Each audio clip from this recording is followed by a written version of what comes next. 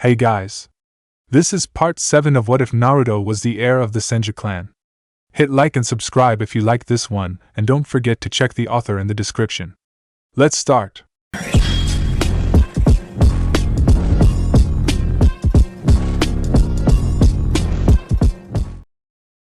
Chapter 24 Emergence of Talent. Pervious on hope of the Senju clan. When Naruto stood back up, he turned to stare at Neji with a hardened look, showing how serious he was right now, where he stretched his arm out forward, with his fist closed and blood dripping from it. This I swear in Hinata's blood, I will make you pay for what you did to her. I will defeat you and I won't stop until I've pounded you into the ground and shattered that so-called belief of yours. Bold words, replied Neji calmly, unafraid of Naruto's vow. But can you back them up? At this Naruto narrowed his eyes and glared coldly at the Hyuga, and said, You've no idea what I am capable of, team. At this remark Neji frowned, where the two genin continued to glare at one another until their respected sensei placed their hands on their shoulders, and led them away back up to the catwalks so that the next match could begin. The arena after the incident between Hinata and Neji had settled and everyone had returned to catwalk. The next match soon started, which was between Gaara and one of Mai's teammates. When Mai's teammate faced off against Gaara, he took off his cloak and revealed himself to be average-looking boy wearing a standard shinobi uniform with brown hair, a small scar on his left cheek. On his back he carried 6 folded-up umbrellas. When Heir started the match, the AIM genin threw his umbrellas into the air and did a single-hand seal before yelling out, Juro Senban shower! After which a hail of Senban needles fell from above, where the AIM genin then used his chakra to control the needles and had them attack Gaara from every direction. This match is mine. You cannot avoid my attack no matter what direction you take, the AIM genin declared as the hail of needles fell on Gaara. But just as the needles were about to hit Gaara, a large amount of sand suddenly came out of his gourd and surrounded him and acted like a shield, protecting him from the needles, with Naruto and the others dash. It's exactly like that nightmare before, thought Shino with fear, where he could see his teammate Kiba sweating profoundly and his partner Akamaru whimpering in his jacket. Shit, he can use sand, but then that means, thought Naruto with shock, as he remembered what he read during a visit to the Fire Daimyo private library, 1, before he turned to his mother and the others. Ka-chan, I think that guy is like Yujito-chan and Killer Bee. When Tsunade and the others heard this, their eyes widened in surprise. Naruto, are you sure of this? Positive, replied the boy. If this is true, then things have become even more complicated, thought the Sandaime. I knew there was something up with that kid, thought Ibiki as he stared down at the Suna genin. Damn it, what the hell is Suna thinking letting a kid like him entering this exam? Jiraiya thought, as he had heard the stories how the Jinchuriki of the Shikaku would often go insane. Shit, as if things weren't complicated enough with the Kumonins and Hanzo granddaughter here. Counting Naruto, there are now 4 Jinchuriki in the arena right now, thought Kushina with a frown. As she could not help but wonder if this was some kind of omen, since whenever more than one Jinchuriki appeared in the same place at the same time, disaster was never far behind.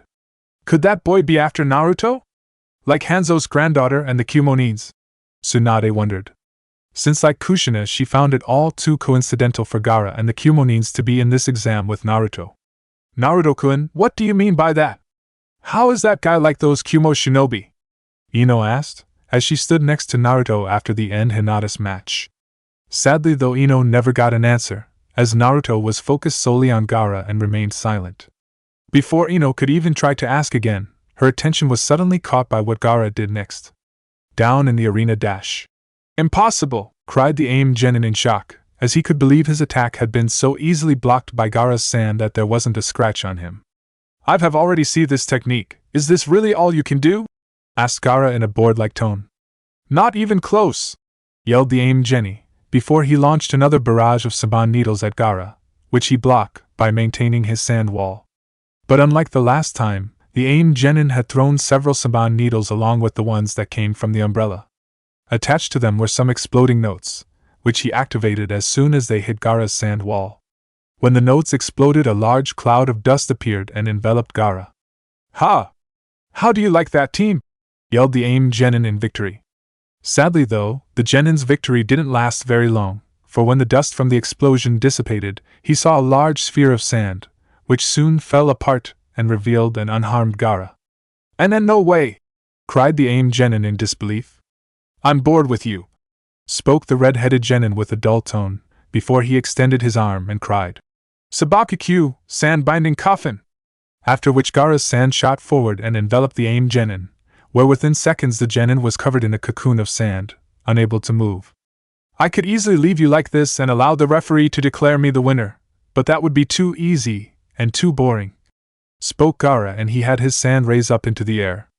Once the genin was high enough in the air, Gaara closed his hand and cried, Sabaka Soso, sand waterfall funeral, which caused the sand cocoon to implode, killing the AIM genin instantly and causing a small shower of blood, which covered the arena floor. With the spectators after seeing this spectacle, most of the spectators were left in complete shock and horror. Most of the genin were horrified by what they saw. Even the likes of Neji and Sasuke were stunned by the brutality of what Gaara did. Those like Sakura closed their eyes just Gaara crushed the AIM genin, while others like Ino turned away, where she covered her face into Naruto's chest, not wanting to see it. Naruto, of course, did not try to stop Ino when she placed her face into his chest. In fact, he tried to comfort the blonde girl, as like her, he was horrified by what he had seen.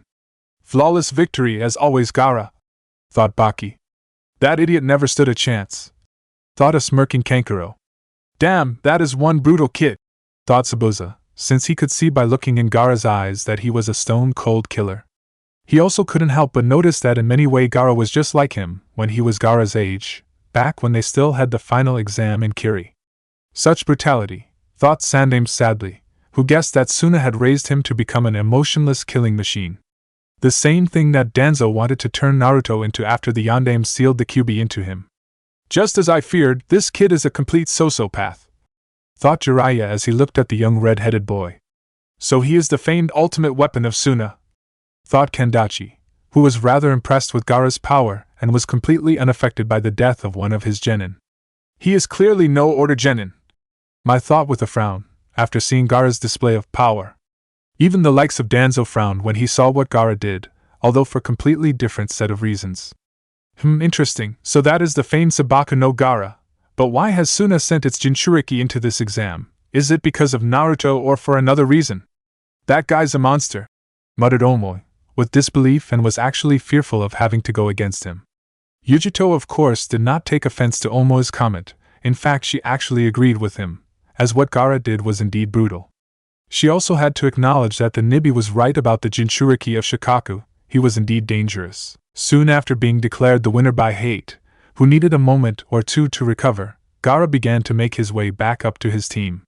But before he walked away, he turned to look up at Naruto and Sasuke, who had just recovered from the shock of what they had seen. When Gaara looked up at them, he gave them both a cold, piercing look. Seeing this, both Sasuke and Naruto stared right back at the sand-wielding genin, showing that they were not afraid of him. When Gaara saw that neither Sasuke nor Naruto were afraid of him, the crazed boy actually smiled, as if pleased that his new prey was unafraid of him. For as far as he was concerned, it made his future battles with them that more exciting, where he would enjoy seeing the look of fear and horror in their eyes, right before he killed them. Not long after Gaara rejoined his team, the screen lit up again, where it went through the remaining names to see who was next to fight. After about a minute or two, the screen stopped at Choji versus Dosu.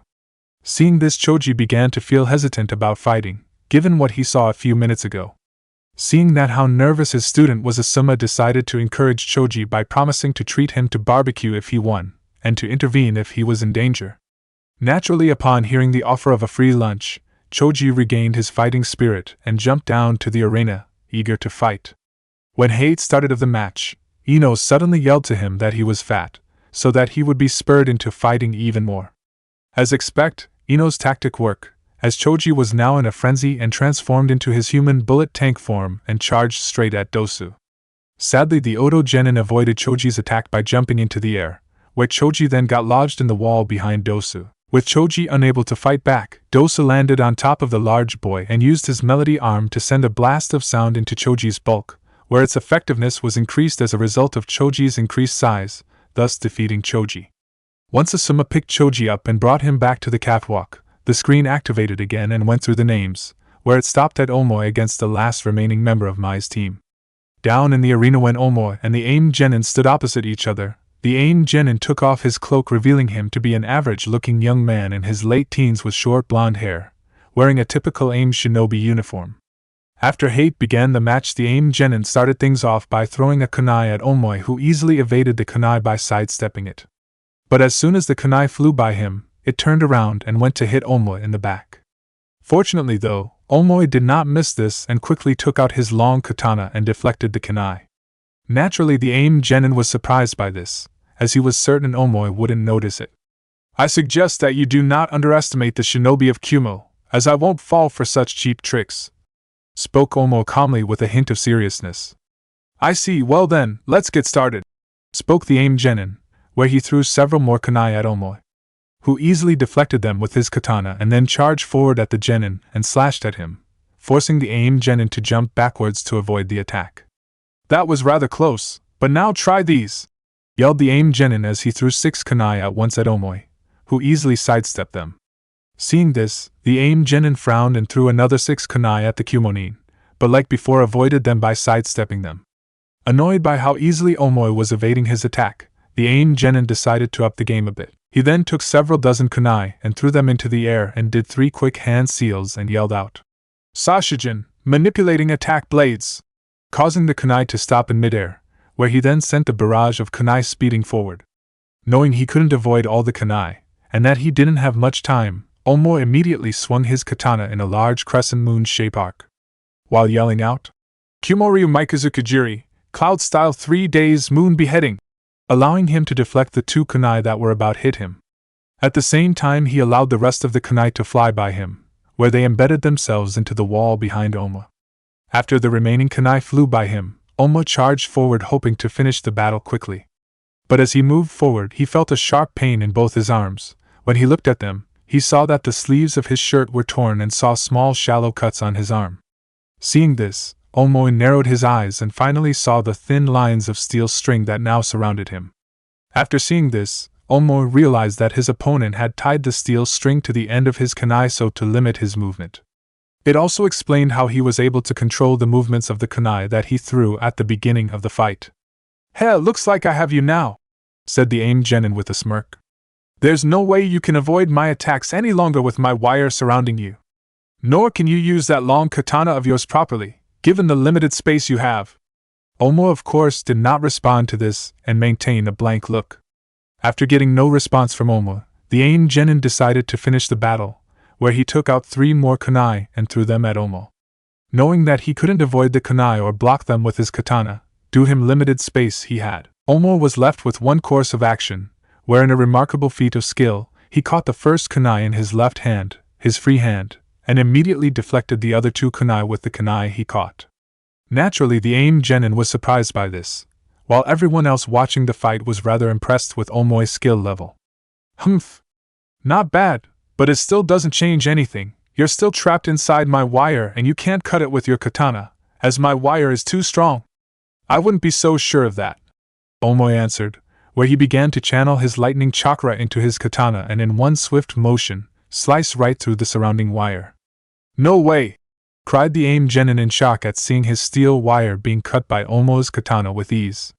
With the spectators, when those watching the fight saw this, many of the senior shinobi were surprised and impressed with the Genin knowing an advanced chakra flow technique.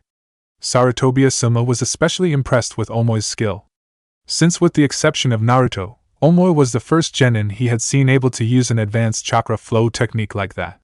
"Pretty impressive. Kumo is sure as hell not playing around by sending this team into the exam," thought the Hokage's son, as he had to admit that Naruto was right about the Kumo Genin being a skilled group. "Pretty good, Omoi," thought Naruto with a smile, since it was obvious that his friend had improved a lot since they last met. In the arena with the steel wire surrounding him now gone, Omoi then raced forward, intending to finish the fight. Seeing this, the Aimnin quickly leaped backwards to keep some distance between the 2 of them, where he then threw 4 more kunai at them.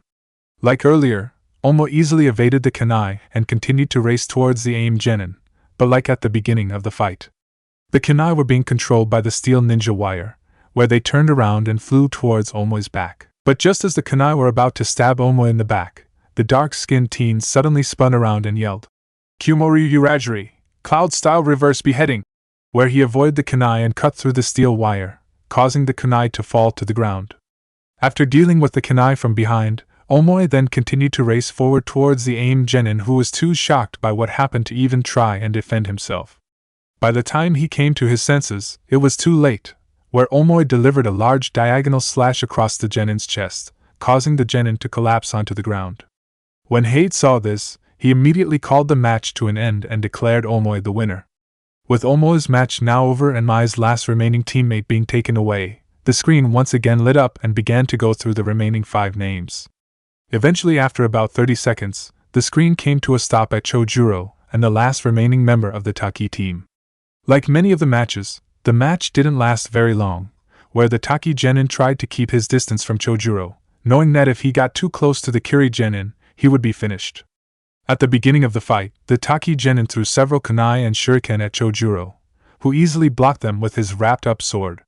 Seeing this, the Taki genin immediately used a low-level water ninjutsu and fired several globs of water from his mouth. Like with the projectiles that the Taki genin threw earlier, Chojuro easily blocked the water attack with his sword and unwrapped the bandages that were around his sword and yelled, "Hiramakari Kaiho! Hiramakari Unleashing!"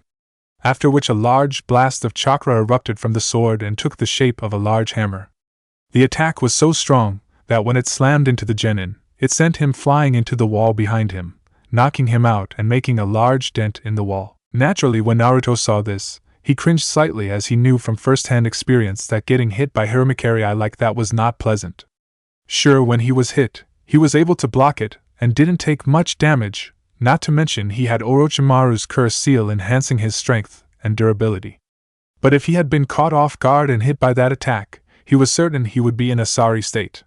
Once the Taki genin had been carried off and Chojuro had returned to his team, the screen lit up and went through the 3 remaining, where it soon stooped at Sai vs Sido. After seeing the names, Naruto decided to pay close attention to the match, believing that it would be interesting to watch, since he knew that neither Sai nor Sido were weaklings and were quite skilled. Upon seeing their names on the screen, both boys jumped down to the arena to face one another, where once they were ready, Heir began the match. Down in the arena, as soon as Heir began the match, both boys drew out their individual swords and engaged one another in close combat. For the first few minutes of the match, the 2 genin traded attacks with each other, where they would block or dodge the other's sword slashes or strikes. For the first few minutes of the fight, both Sido and Sai proved evenly matched with one another, but as the fight continued, Sido slowly gained the advantage thanks to his superior sword training under Zabuza. Realizing this, Sai decided to gain a little distance between him and Sido, where he jumped backwards into the air and threw several shuriken at him, forcing Sido to deflect them. With Sido momentarily distracted, Sai took out a special drawing scroll and opened it, then threw it into the air and took out his brush and painted 2 ink lions to attack Sido. Seeing the ink lions coming at him, Sido immediately dropped his katana and did some hand seals and thought, "Sway-tun, Teppadama, water style, gunshot," and shot 2 globs of water at the ink lion, which reverted into puddles of ink after they were hit. Once the lions were taken care of, Sido then took out a set of shuriken and threw them at Sai, who had just landed back on the ground. Acting fast, Sai immediately jumped to the right to avoid the incoming projectiles, and was forced to move again, when Sido threw several kunai at him. "I see," thought Sai. "He's trying to prevent me from using my Super Beast scroll and drawing any more of my beast. But I'm afraid that won't work with me," thought the root agent further before he threw a smoke bomb to the ground and 2 more to the left and right of him, causing much of the arena to be filled with smoke and obscuring Sato's line of sight. "Shit," thought Sido angrily, as he realized what Sai was doing, where he quickly picked up his katana and fell into a defensive stance and prepared for Sai's eventually attack. The attack soon came, where a flock of small ink birds emerged from the smoke. Upon seeing the ink birds, Sido immediately prepared to defend himself, where he raised his katana up and defended himself from the birds' kamikaze-like attacks. As soon as the ink birds were all destroyed, Sido began to use his sensory skills to try to find Sai in the slowly dissipating smoke. But just as he was sensing for Sai's chakra, he suddenly sensed a small chakra signature coming behind him. Thinking that Sai was suppressing his chakra so to keep himself hidden, Sido immediately spun around and found Sai emerging from the smoke with his Tanto sword in hand. Acting fast, Sido quickly sidestepped Sai's stabbing attack and then spun around behind the pale-faced boy and slashed at his back. "Heh! Not bad," But not good enough, you underestimate the shinobi of Kirigakure, Hidden Mist, as fighting without sight is a speciality of ours, stated Sido with a smile. That soon faded when he saw Sai revert into a puddle of ink. Once he had realized that the Sai he had hit was a clone, and that it was the chakra that made up the clone that he sensed. Saito began to expand his senses outward again to try and find the real Sai. Unfortunately, by the time he did this, a large number of ink snakes that had been slowly slithering across the ground toward him were on top of him. Once they were close enough, the snakes quickly wrapped themselves around the young Kirigenin, binding his legs together and his arms to his body and causing him to fall to the ground. As Saito struggled and tried to free himself, he suddenly saw Sai standing over him with his sword pointing right at his face. "Looks like you're the one who underestimated me, shithead," said Sai, with his usual fake smile. It was at this point that Saito realized that the smoke, the ink birds and the ink clone were all a distraction from Sai, so that he would not pay attention to his surroundings and failed to notice the ink snakes slither up to him, thereby allowing them to wrap themselves around him, Saito, and bind him. Once the smoke had fully dissipated and after seeing that Saito was bound and unable to fight any longer, Hate declared Sai the winner. After which the root agent had his snake revert to ink, thereby allowing Saito to move again. When Sai was making his way back up to the catwalk and to his team, the young man glanced over to his master, who was watching from the catwalk at the other end of the arena, with the other shinobi elders and the most of the foreign genin teams. From there Danzo gave him a barely seen nod of approval, which was only noticed by the Sandaime and his two former students Jiraiya and Tsunade. After Sai and Saito had returned to their respected teams, the screen lit up again, where the first name stayed on Rock Lee, since he was the only other remaining genin who had yet to fight. While the bottom part of the screen began to run through all the names of the other genin. As the screen raced through the names, many of the genin were waiting with bated breaths, wondering if one of their names would appear and allow them another chance of participating in the finals.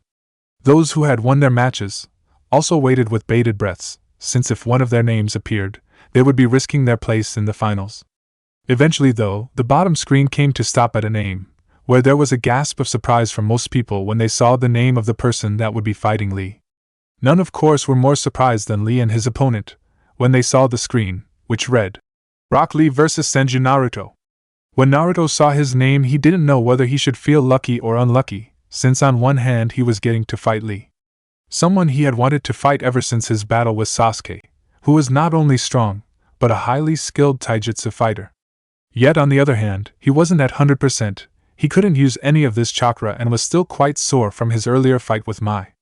Even though this technically put him and Lee on even footing, Naruto was fairly certain that Lee still had the advantage, since Lee trained primarily as taijutsu, meaning he was more skilled, not to mention he hadn't fought yet. But regardless of this fact, Naruto couldn't wait to get started since he enjoyed the challenge, and he was determined to win this battle and move to the finals to face Neji, and pay him back for what he did to Hinata. Yash, I am all fired up, now at last I can face a worthy opponent and prove that I have become a splendid ninja, declared Lee excitedly. Well spoken, Lee, but let me give you some good advice, do not underestimate your opponent. Also, I don't think anyone has noticed yet, but Senju Naruto seems to very skilled with his sword, said Guy. Yash, that is good advice, Guy-sensei, I'll write it down, replied Lee as he took out a pad and pencil and began to write down. Don't write it down, you won't have time to read it when you're battling, scolded Guy. Ah, I see, more good advice, replied Lee, where he continued to write down what Guy was telling him. Naturally, this caused everyone to have large sweat drops on the back of their heads and look at the two with disbelieving looks. They didn't notice? Thought Kakashi, who fought the urge to slap his forehead. Naruto, of course, just smirked at their antics, before he took off his sword and sling off and handed it to Shizen. Here, Neichan, take this. Naruto, why are you giving Shizen your katana? You're going to need it, spoke his mother, since without his chakra Naruto was vulnerable enough. But without his katana he was even more vulnerable. Because I won't need it, not for this fight, stated Naruto. Do you believe I am not a worthy opponent, Naruto-kun? Asked Lee, who was slightly insulted by Naruto's comment, believing that Naruto thought he would not be a challenge. No, of course, the reason I don't want my katana is because I want this to be a fair fight, your taijutsu against mine, explained Naruto. At hearing this, Guy suddenly began to weep in anime tears. Such admirable youth, truly Naruto-kun, you're in the springtime of your youth. Lee soon joined Guy in his weeping, saying how Naruto was truly a splendid ninja, at which point both green men were bought to envelope Naruto and have him join them in their deadly sunset jutsu and become the third green beast. Fortunately though for Naruto, before Guy and Lee could even attempt it, the Sandaime Hokage intervened stating that hate was waiting for them, thereby saving his surrogate grandson from being traumatized. The Hokage-sama is right, Lee. Now go! Yeah! Roared Guy, after which flames of determination erupted from Lee and he jumped over the railing. All the while, everyone was looking at the two as if they were insane, which was very possible. Soon after, a smiling Naruto joined Lee by jumping over the railing and standing opposite him in the arena with Naruto and Lee. Before we begin, Naruto-kun, I wish to say that I am very glad that I can fight you so early into the exam, Lee said as he fell into a fighting stance. Same here, Lee, although I will admit that I was a bit surprised when I saw that I would be fighting you, but I'm not complaining and I suggest that you give this fight your all, as I intend to give you my very best, said Naruto, as he fell into his own fighting stance. I would have it no other way, replied Lee with a smile. With the spectators. Well, this will certainly be an interesting match, commented Kakashi, as he knew that even without his chakra and katana, Naruto was quite capable. But even still he could not help but wonder if Naruto's taijutsu skill would be enough to match Lee's, since he knew that from training under Guy, Lee would be highly proficient in it. Kakashi was of course not the only one, as Tsunade herself was slightly worried, since by giving up his katana, Naruto threw away his one remaining edge over Lee. She of course blamed this on Naruto's strong sense of honor, since Naruto hated having an unfair advantage over an opponent, when not in a life-or-death battle. He had developed this sense of honor from his time training under Kansai, during their time at the Fire Daimyo's estate. 2. Who taught Naruto that defeating an opponent with an unfair advantage is a hollow victory and isn't worth having.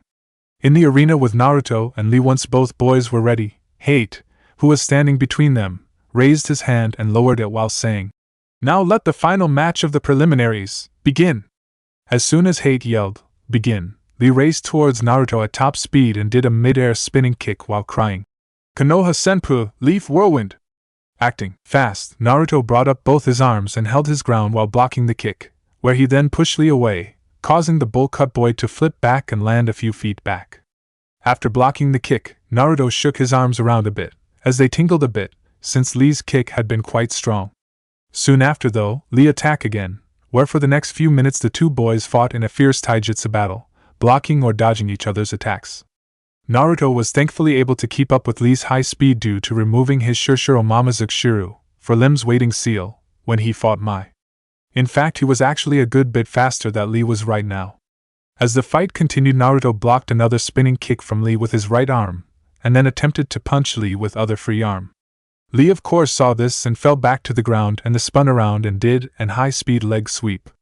Naruto avoided this by falling backwards as well and using his right arm to push himself into the air and flipped backwards so that he would land of the ground a few meters away from Lee. Not to be deterred, Lee followed after Naruto, and attacked with a series of high-speed rapid punches, which Naruto was just able to block. After which he disappeared right before Lee's eyes in a burst of speed and reappeared to Lee's right side and performed a spinning back kick, while crying out, "Uzuhando, whirling kick!" 3. Seeing the attack coming at him from the corner of his eye, Lee immediately brought his right arm up to block the kick, which proved to be almost as strong as Lee's Konoha Senpu.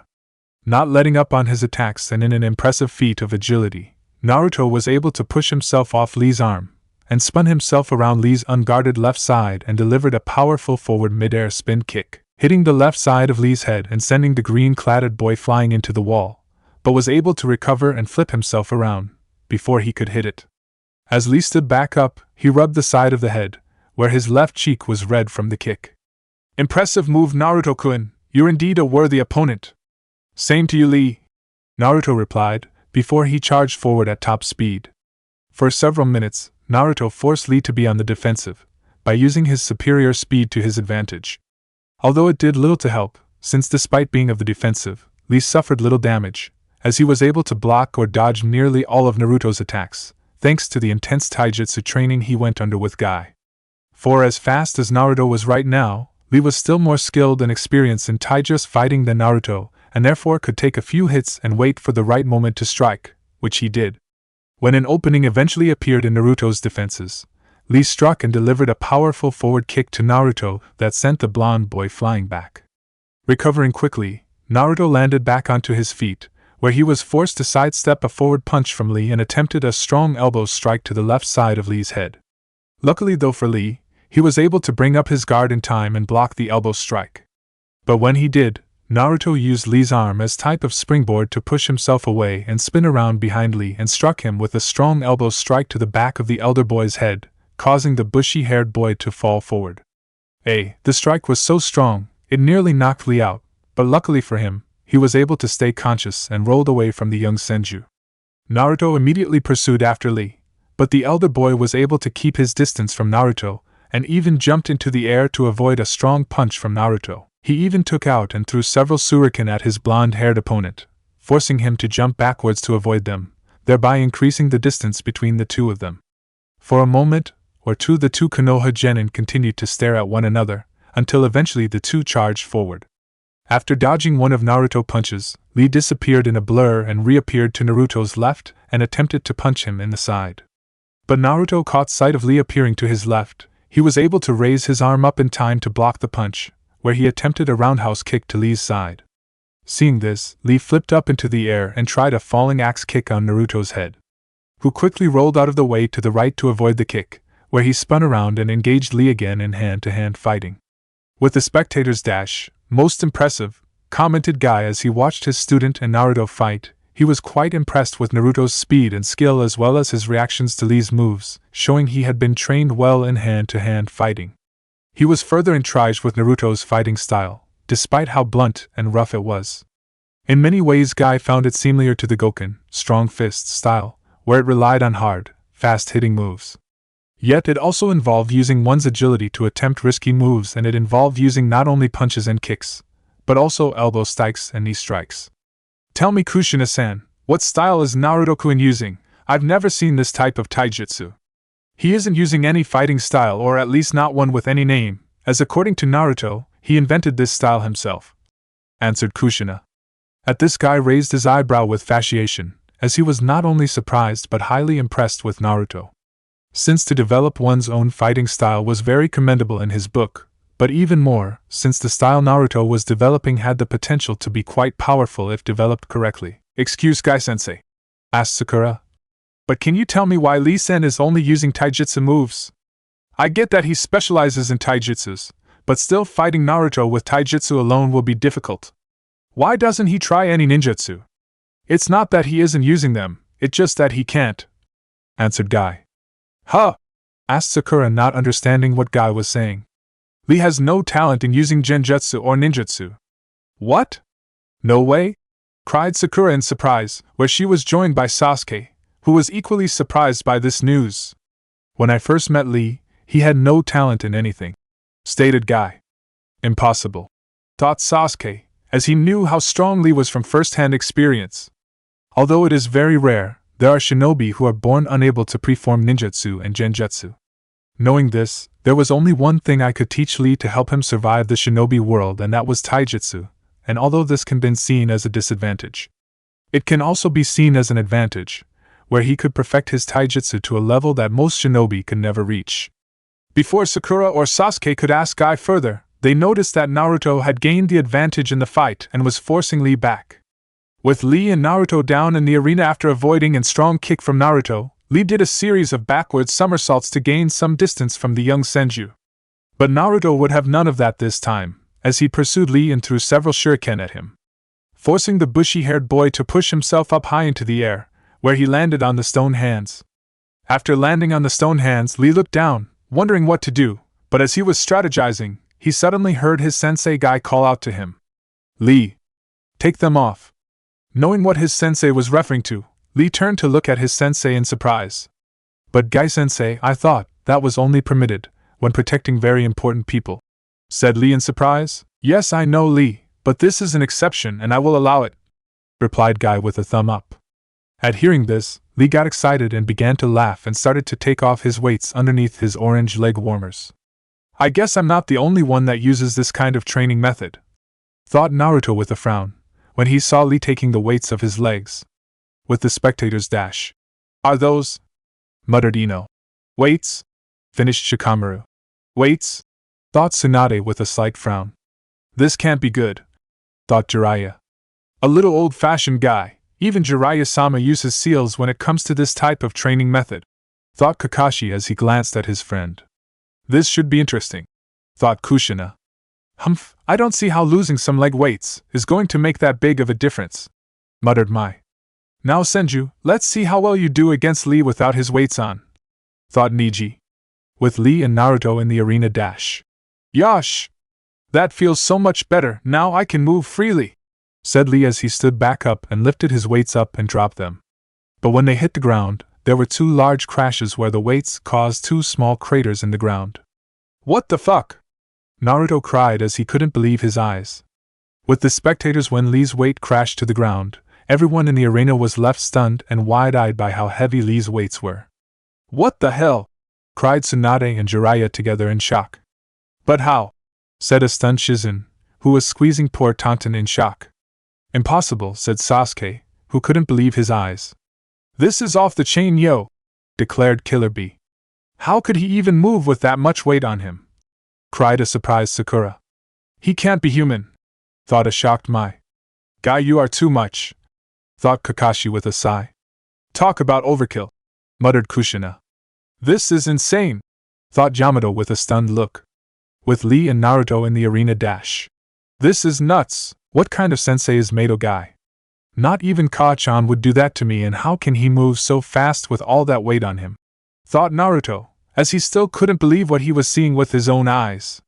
Enter Naruto OSD beautiful green wild beasts. Before Naruto could even think more on the subject, Guy suddenly gave Lee the signal to go, where Lee responded with a, yes sir, before he disappeared right before Naruto's and everyone else's eyes.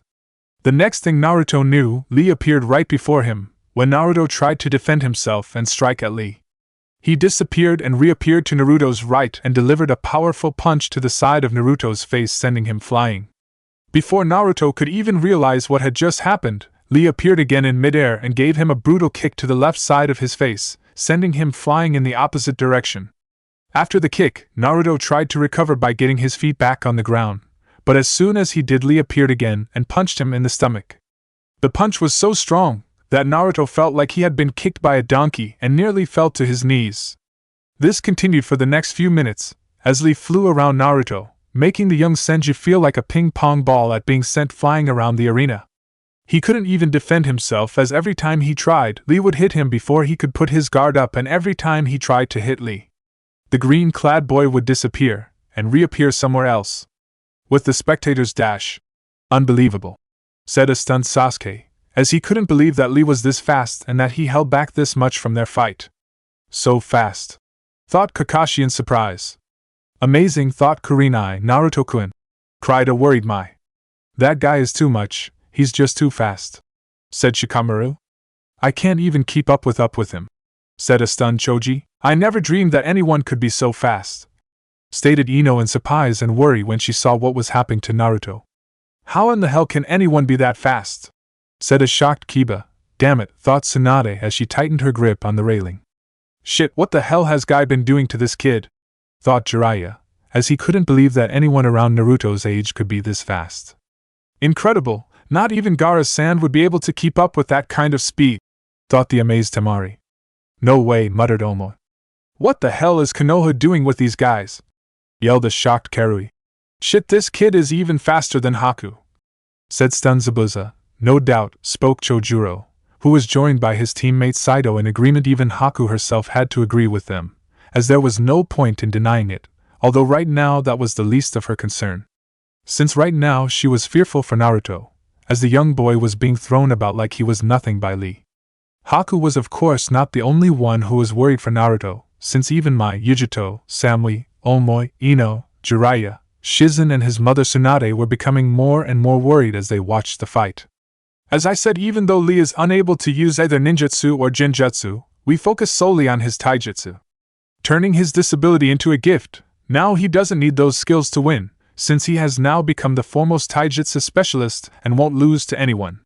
With Lee and Naruto in the arena after receiving yet another powerful kick from Lee, Naruto struggled to keep himself standing. Shit! How the fuck is this happening? How can anyone be so fast? Thought Naruto, as he spat out some blood and pant heavily. But before he could think any further on the matter, Lee appeared right underneath Naruto and sent a powerful kick to his chin, sending him flying into the air. Naruto of course recovered quickly thanks to his high tolerance for pain from his training with his mother, and flipped himself over so that he would land on his feet. But as soon as he landed, he saw Lee appear in front of him, where he tried to hit the elder boy. But he immediately disappeared and reappeared to Naruto's left, then his right and then behind him, and each time Naruto tried to hit him, he would move away before Naruto could hit him. Before Naruto knew where Lee went, the bushy-haired boy appeared to his right and sent him a powerful right hook, which sent the young Senju to the ground and skidding across it to the center of the arena. End of Naruto OST. Beautiful green wild beast with the spectators dash, Naruto, thought Shizen with concern, as she saw her godson/surrogate little brother sent skidding across the floor.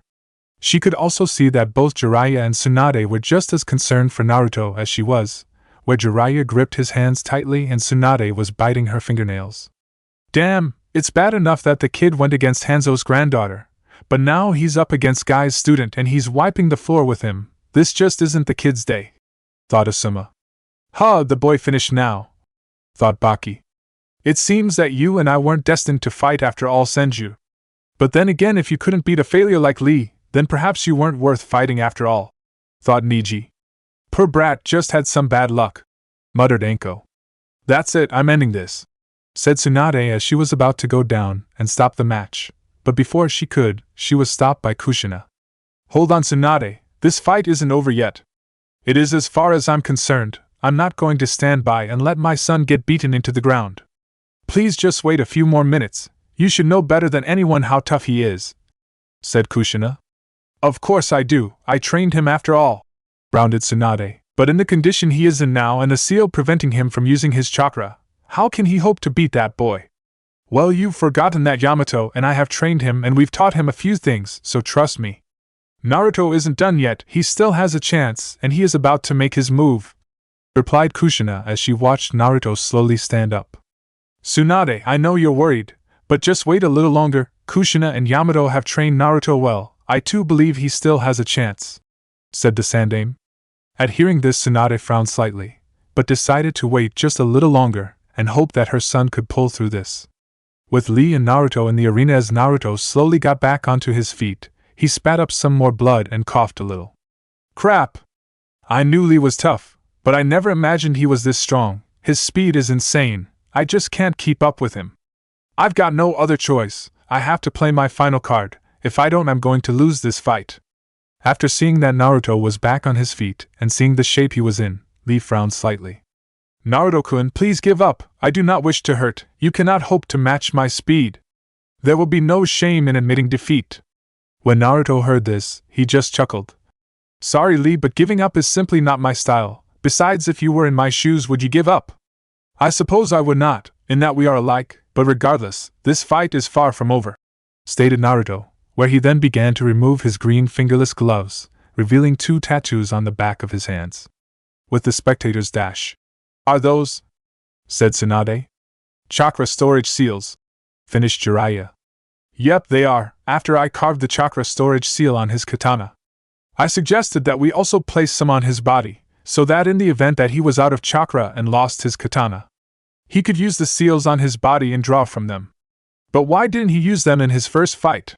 Asked Shizen. Naruto wanted to keep the seals on his body secret for as long as possible, so that he would have a hidden ace up in his sleeve that people didn't know about. As to quote that Aburain kid from earlier, while 1 ace in the hole is good, 2 are better, answered Kushina, before she looked back down at Naruto, who had spat out some more blood on both seals and rubbed it along them, causing them to glow. With Lee and Naruto in the arena, when Lee saw Naruto the 2 seals on the back of Naruto's hands glow, he knew he needed to finish this fight now, before Naruto could do whatever he planned to do. Quickly disappearing in a burst of speed, Lee reappeared in front of Naruto and punched him right in the face. But despite the force of the punch, Naruto held his ground, where he then swung his leg and tried to hit Lee in the side. Sadly though, Lee was much too quick for him, where he disappeared in a blur. You're fast, Naruto-kun, but you are still nowhere near as fast as I am and therefore you cannot hit me, said Lee as he circled around Naruto at high speed, preparing for his next attack. "Well, if I can't beat you in speed, then I'll just have to beat you with raw power," cried Naruto, where he channeled an immense amount of chakra from his right hand seal and released it when he slammed his fist into the ground, while crying, "Chikakuhendo, Earthshaker Impact!" Begin Haimatara Tushur soundtrack. Once Naruto's fist hit the ground, he released the chakra that he had gathered. After which a massive explosion erupted, which sent Lee flying backwards into the stone hands and caused the entire arena to be filled with dust. The force of the explosion was so great that Lee was barely able to propel himself back up to the top of the hands and prevent himself from crashing into the wall. Even the match referee Hate was not immune from the effects of the attack, where he was forced to jump up to the catwalks just to get away. "What unbelievable power! All just from a single punch!" thought the Chunin examiner in amazement. The power of the punch was so great that it created massive shockwave all around the arena, forcing everyone to cover their faces and literally shook the arena walls and ceiling. With the spectators dash. "What the hell is Senju doing? Is he trying to bring the whole place down on top of us?" yelled Karui in disbelief. "This is off the hook, yo!" declared Killer Bee. "This is nuts!" roared Kiba as he tried to keep himself steady from all the shaking. When the shaking finally stopped and the dust around the arena finally settled, the spectators finally could see the state of the arena, where most of them were left completely stunned. In the center of the arena, Naruto stood in the middle of a small crater, while the entire arena floor had been pulverized by the excess shock of his attack, leaving it completely destroyed. The floor was completely torn up and was nothing more than rubble. Large chunks of stone now littered it, making it nearly impossible for anyone to walk across. "Yosh!"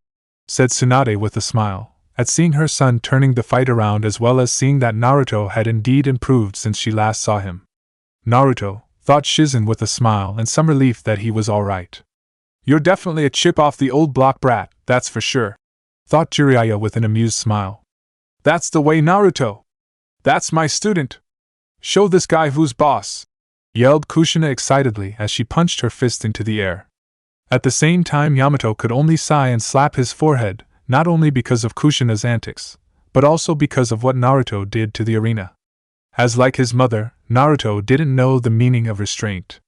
"You are your mother's son, Naruto," thought the Sandaime Hokage as he saw the arena and couldn't help but be grateful that Naruto taught him how to beat his paperwork, since the damage Naruto had just done to the arena would no doubt triple it. He was also thankful that this was the last match, since it was unlikely that they would be able to have any more after this. "Damn, I knew this kid was interesting, but I never expected this," muttered a surprised Ibiki. "No shit, and here I thought this year's exam was going to be dull," replied a shocked Anko. "And no way," said a stunned Karui. "Has Senju always been this strong?" "Unreal," muttered a shocked Omo. "Damn yo," said a surprised Killer Bee. "Incredible," muttered a wide-eyed Samui, who was dumbfounded by Naruto's strength. "Boy Kitten, you sure know how to pick them," commented a surprised and impressed Nibi, where for once, Yujito did not respond, since she was left speechless after seeing what Naruto did. "I am possible," said a stunned Kankuro as he couldn't believe his eyes. "This guy, he's a freaking monster! How is this possible?" thought Baki, who had been completely taken back by Naruto's show of strength. "How can a mere boy possess such strength?" Even the normally calm and level-headed Temari was freaking out after seeing the destruction. "It can't be! No human can be this strong! This guy, he's a freak of nature, just like Gaara," thought Temari with disbelief and fear, which only grew when she saw the insane glee in Gaara's eyes, where she became fearful of what could happen should Naruto and Gaara ever face off against one another. "Yes, mother, I know, he is the one! He is the one who will provide me with the battle I seek! He is the one that will allow me to truly feel alive and prove my existence to the world! And when I have finally killed him, you will feast on his blood like never before!" thought Gaara with an insane excitement. "Unbelievable!" muttered a wide-eyed Shikamaru. "Holy cow!" said Choji, who was completely gobsmacked. "I knew Naruto-kun was strong, but this is..." said Ino, but couldn't finish what she was saying, as she was still in shock and was for once in her life at a complete loss for words. "Damn, I guess the old saying is true, the apple really doesn't fall far from the tree," muttered Asuma as he puffed out some smoke. Even though he knew about Naruto's strength, see it for himself was something else. "Holy shit!" cried Kiba, who right now was having second thoughts about trying to piss Naruto off anymore. What phenomenal strength! Thought an amazed Shino, who was left completely wide-eyed. Such power! Thought Koreani, who like Asuma knew about Naruto's strength, but couldn't help but be amazed at seeing it for herself. This is insane, how can he be this strong? Thought a wide-eyed Dosu. Magnificent! Thought Orochimaru with insane-like glee, as he licked his lips at Naruto's show of power. I don't believe it! He was holding back this much when we fought. Thought a shell-shocked Mai, but eventually her surprise wore off and she started to smile. But then again, I guess I shouldn't expect anything less from my future husband. Unfortunately though, Mai's team leader Kandachi did not take the sight as well as she did. Since this show of power made Naruto an even more dangerous threat than he or his master Hanzo ever dreamed possible. This has to be some kind of nightmare. What the hell has Konoha been teaching its genin? If that boy is this strong already, there's no telling how strong he will become in the future, Kandachi thought. Damn, I think the brat has actually gotten stronger since last time, muttered Zabuza when he saw the destruction Naruto caused with a single punch.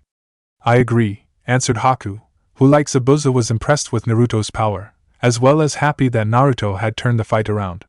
What extraordinary strength! Thought Sido, who also caught a glance of the nervous look now on Chojuro's face. Sido of course couldn't blame him for feeling so nervous, after seeing Naruto's true strength. Especially after what happened to him when they fought Naruto in the Forest of Death. Truly the son of Tsunade-sama, commented Guy, who like most, was astounded by Naruto's overwhelming strength. He was also beginning to understand what Kushina meant, when he was talking to her and Kakashi before the preliminaries. So Senju, this is your true power, thought Niji with a frown, after getting over his shock. Unreal, said Tenten. He can use Tsunade-sama legendary strength. Truly remarkable, commented Koharu when she saw the state of the arena. Indeed, replied Hamaru. Very impressive young Naruto, thought Danzo. Well, I have to admit, you certainly know how to put on a show, Naruto, thought Sai, since other than the time when Naruto hit him, this was the first time he was seeing the true extent of Naruto's superhuman strength. Sakura herself was in equal awe of Naruto's strength, even though this was not her first time seeing it. She could not help it, as she still found it hard to believe that Naruto was this strong. Sasuke on the other hand grew angry at this sight, since seeing this show of overwhelming power was like rubbing salt in an open wound to him, as it just showed how powerful Naruto was and how inferior he, Sasuke, was to him. Furthermore, it was obvious that Naruto's strength had grown from the last time he saw him use his superhuman strength. No matter how many times I see this, it never ceases to amaze me at how strong Naruto is, thought Kakashi. This fight has certainly taken an interesting twist, commented Kakashi, gaining people's attention. Since right now, we have Konoha's fastest genin going against Konoha's strongest genin, it's as if we're watching the age-old struggle of speed versus power. End Haimatare Tushura soundtrack with Lee and Naruto in the arena as Lee looked down at the arena in utter shock of Naruto's strength and what he had done to it. The young man saw Naruto staring up at him and putting his fingerless gloves back on. It is true that in terms of skill and speed, you're vastly superior to me, Lee. But in terms of raw power and destructive force, there's not a genin alive in Konoha or anywhere for that matter who can beat me. It seems that I have grossly underestimated you, Naruto-kun, a mistake that I will not make again, replied Lee before he disappeared. Fortunately, Naruto was prepared for Lee when he appeared in front on him, and was able to sidestep his forward punch. After which Naruto attempted to punch Lee using his superhuman strength, but missed as Lee disappeared in a blur. Acting fast, Naruto jumped into the air and barely avoided a swinging kick from Lee, who appeared on Naruto's right. After avoiding the kick, Naruto then swung around in midair and attempted to kick Lee in the side of the head, but like before, Lee avoided Naruto's attack by disappearing with a blur. Your strength is impressive, Naruto-kun, but regardless of how strong you are, it won't matter if you cannot hit me, stated Lee, before he charged at Naruto again at high speed. The fight continued like this for several minutes, where Naruto used his superhuman strength to keep Lee at bay, who was naturally hesitant to get too close to Naruto, given the damage Naruto's attacks had done to the arena. Although the state of the arena seemingly also helped Naruto, since it limited Lee's maneuverability, where it was full of debris and obstacles and lacked solid footing for Lee to stand on. As the fight continued, Naruto kept trying to hit Lee, while using his superhuman strength, but each time Lee would avoid the attack, where Naruto would only hit the ruined floor or punch through the wall. It got so bad that those watching the fight wondered if there would be even an arena left once the fight ended. But even with the ruined arena helping him, it did not give Naruto what he needed most, which was a solid hit on Lee, since Lee was still much too fast for Naruto to hit. Even when he was able to predict some of Lee's moves, the green jumpsuit-wearing boy would move away from Naruto before he could hit him. There was also the fact that Naruto was still taking hits from Lee, as he couldn't predict all of Lee's moves or avoid all of them in time when he did predict them. Knowing that he needed to do something fast if he wanted to win, Naruto tried to think of a way to give him a solid hit on Lee. It was when Lee avoided another one of his punches that an idea suddenly hit him, where he then channeled a large amount of chakra from one of his seals and slammed his fist into the ground, causing a large dust cloud to cover the arena. With the spectators dash. What is Naruto thinking? He knows he can't hit Lee-san like that, he's just too fast, said Sakura. Just wait and see, kid, Naruto isn't the type of person to do something without some kind of reason behind it, answered Kushina as she looked down at the dust-filled arena. Indeed, added Tsunade, while wondering at the same time what her son was up to. With Lee and Naruto in the arena dash. What is Naruto-kun doing? Thought Lee, as he looked around the dust-filled arena, where he couldn't see a thing. Wait. I see. He's did the very same thing to Sasuke-san, when he fought him in the Forest of Death. He's trying to reduce my line of sight so that he can attack me without me seeing him. Very clever, Naruto-kun, I would expect nothing less from you, but it is not clever enough to defeat me. After figuring out Naruto's plan, Lee quickly raced at top speed towards the last place he saw Naruto, knowing he couldn't have gotten too far. As he neared the spot, the dust slowly began to settle, where he then saw the distinct silhouette of Naruto, standing in the same spot that he was before he created the dust cloud. Wanting to finish this quickly, Lee sped toward Naruto and did a powerful roundhouse kick, right into Naruto's left side, which made contact. But as soon as Lee's kick had hit, he found he could not move away and that Naruto had not been sent flying away. In fact, Naruto was still standing and was now holding Lee's right leg tightly between his left side and arm. With the spectators dash. Very clever, commented Kakashi, realizing what Naruto's real plan was. Not too shabby, said Asuma. Like I said, Naruto doesn't do anything without a reason, stated Kushina with a smile. I don't get it, said Ino. What exactly did Naruto-kun do? How was he able to catch Lee-san like that? It's simply really. The kid knew that through normal means, he could never hit that other kid, so he devised a strategy by hitting the ground and causing a large cloud of dust to form around him. So that when that Lee kid moved through the dust cloud at high speed, he would disrupt the dust in the air, allowing Naruto to see what direction he was coming from and prepare for him, where he then let that Lee kid kick him, so that he could grab hold of his leg and keep him in one place. He also probably channeled some of his chakra from his seals to his feet, so that he would stick to the ground and not be sent flying, explained Jiraiya. But by letting Lee-san hit him like that, he has probably taken a lot of damage, said Sakura, since they had seen how strong Lee's kicks were. True, but it was worth it, since now Naruto-chan has a clean shot at that kid, as he can't move away, answered Tsunade with a small smile. With Lee and Naruto in the arena after taking Lee's kick and grabbing hold of his leg before he could move away, Naruto spat up some blood and grimaced since he was certain that he had at least 3 broken ribs from that kick. But despite the pain, he smiled, since it was all worth it. Lee on the other hand became worried, for as soon as Naruto grabbed hold of him, he realized what Naruto's real plan was behind the dust cloud and how Naruto let him hit him. Before Lee could try and think of a way to get out of Naruto's grip, the young Senju charged his fist up with a huge amount of chakra. Sorry, Lee, but this is where it all ends, said Naruto, before he delivered a devastating blow to Lee's face, which sent the elder boy flying to the other end of the arena and right through the stone wall near the main entrance doors, creating a 10-foot wide hole in it. When Tenten and Guy saw this, both of them cried out Lee's name in concern, since there was no doubt that he would be seriously injured after taking a hit like that. With the spectators dash. He's finished, thought Mai with a smirk. The match is over, thought Yujito, as she looked at the rumble of stone that covered Lee. Smash him like a window pane, rhymed Killer Bee. Oya oya, Naruto sure didn't hold anything back, muttered Shikamaru, before muttering, troublesome, when he saw the condition of the arena, which was just about destroyed and filled with several craters along with holes and dents on the wall. I honestly didn't think Senju would pull it off, muttered Sido. Naruto sure has gotten a lot stronger, thought Omoi, since he was certain if he had been in Naruto's shoes, he would have lost long ago. Nice going, brat, thought Jiraiya with a smile. Even Tsunade looked relieved at seeing that Naruto had won and let out a deep sigh that she had been holding, as it was obvious she had been worried about her son. Down in the arena after jumping back down into the ruined arena, Heir looked around the arena and then over to the rubble that covered Lee.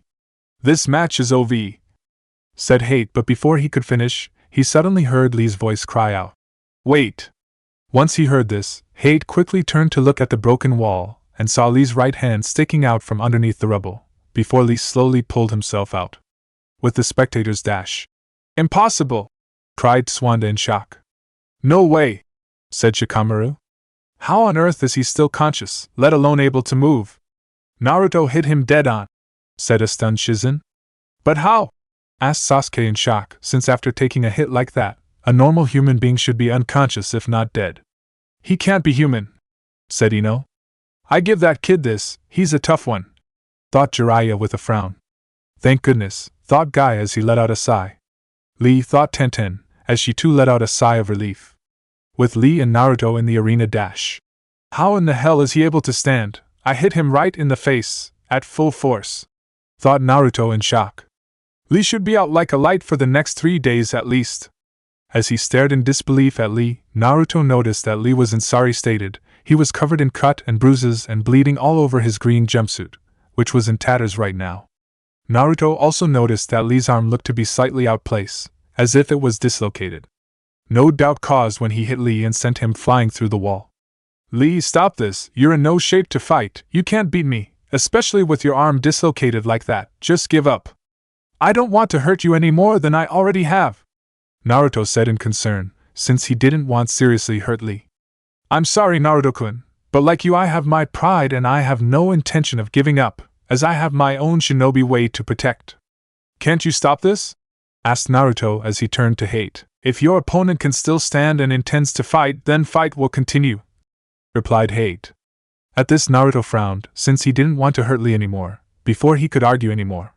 He saw Lee walk over to the wall next to him, and slammed his dislocated arm right into the wall several times, forcing it right into place.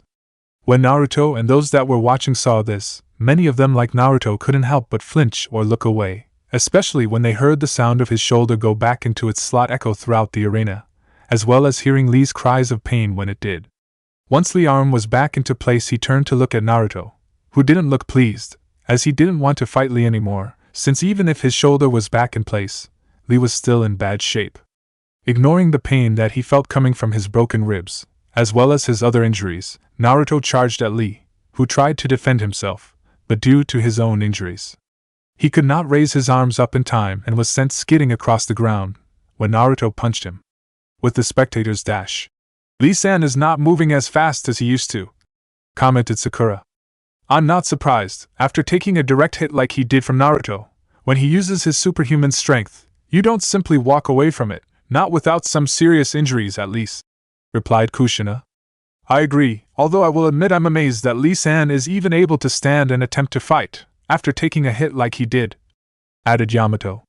It seems that the boy isn't using his immense strength anymore, Koharu commented, when she saw that Naruto's punch was an ordinary one.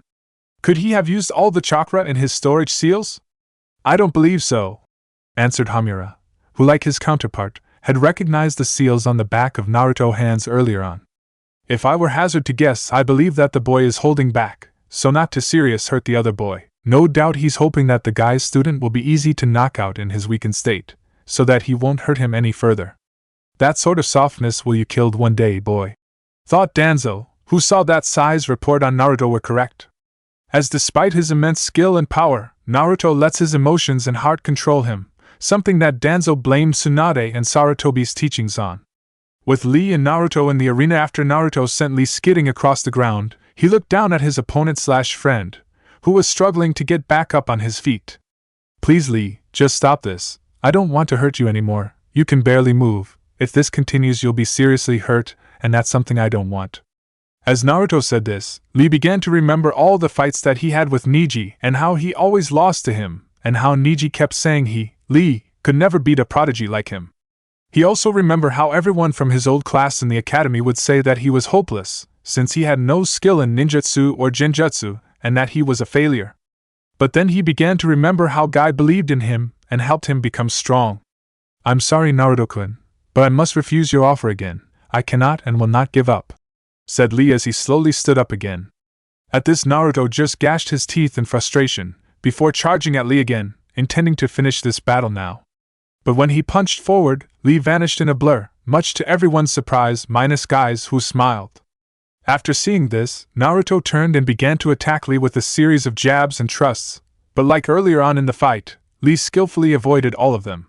With the spectator's dash, his movements have returned to normal. "But how?" commented Haku in surprise, since a moment ago Lee could barely move. "The lotus in Konoha blooms twice," answered Guy with a smile. At hearing this, Sakura turned to Guy and asked him what he meant, as she remembered Lee saying that earlier on, back in the Forest of Death, before he left with his team. "Guy, what did you?" asked Kushina, but didn't finish as she'd already guessed what he had done. "It is just as you suspect, Kushina-san, so that boy, a genin, is capable of opening Hashirama 8 inner gates?" spoke Kakashi slowly, as he joined the conversation. "Yes," Guy replied. At this news, the Sandaime Hokage frowned slightly before looking down at Lee and Naruto. "What the hell were you thinking? Teaching something that dangerous?"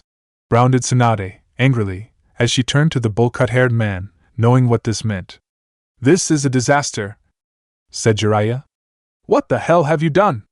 Do you not realize what could happen not only to Naruto, but to your student as well?" said Kushina. "How many gates can he open?" Tsunade asked quickly. 5. When the elder Konoha shinobi heard this, their concerns grew even further. "What is the Hashirama?" asked Ino, as like most of the other genin they didn't like the sound of it. At this question, Guy began to explain in detail about Hashirama and what it did. When Guy finished explaining everything, naturally the other genin became just as nervous and worried as Tsunade and all the other elder Konoha shinobi. "What would exactly happen if you opened all the gates?" Sasuke asked suddenly, after hearing the explanation on the Hashirama. "By opening all 8 gates, you are able to gain temporary powers that surpasses even a Kage-level shinobi. But as a result," said Jiraiya, "you die," finished Tsunade, with an angry glare at Guy. "Does that boy mean so little to you, Guy?"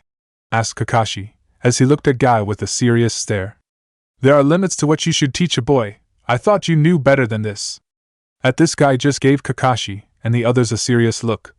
"None of you know anything about Lee. He has something very important to prove, not only to himself but to everyone around him, and he is willing to pay whatever price he has to. So I will do everything I can to help him."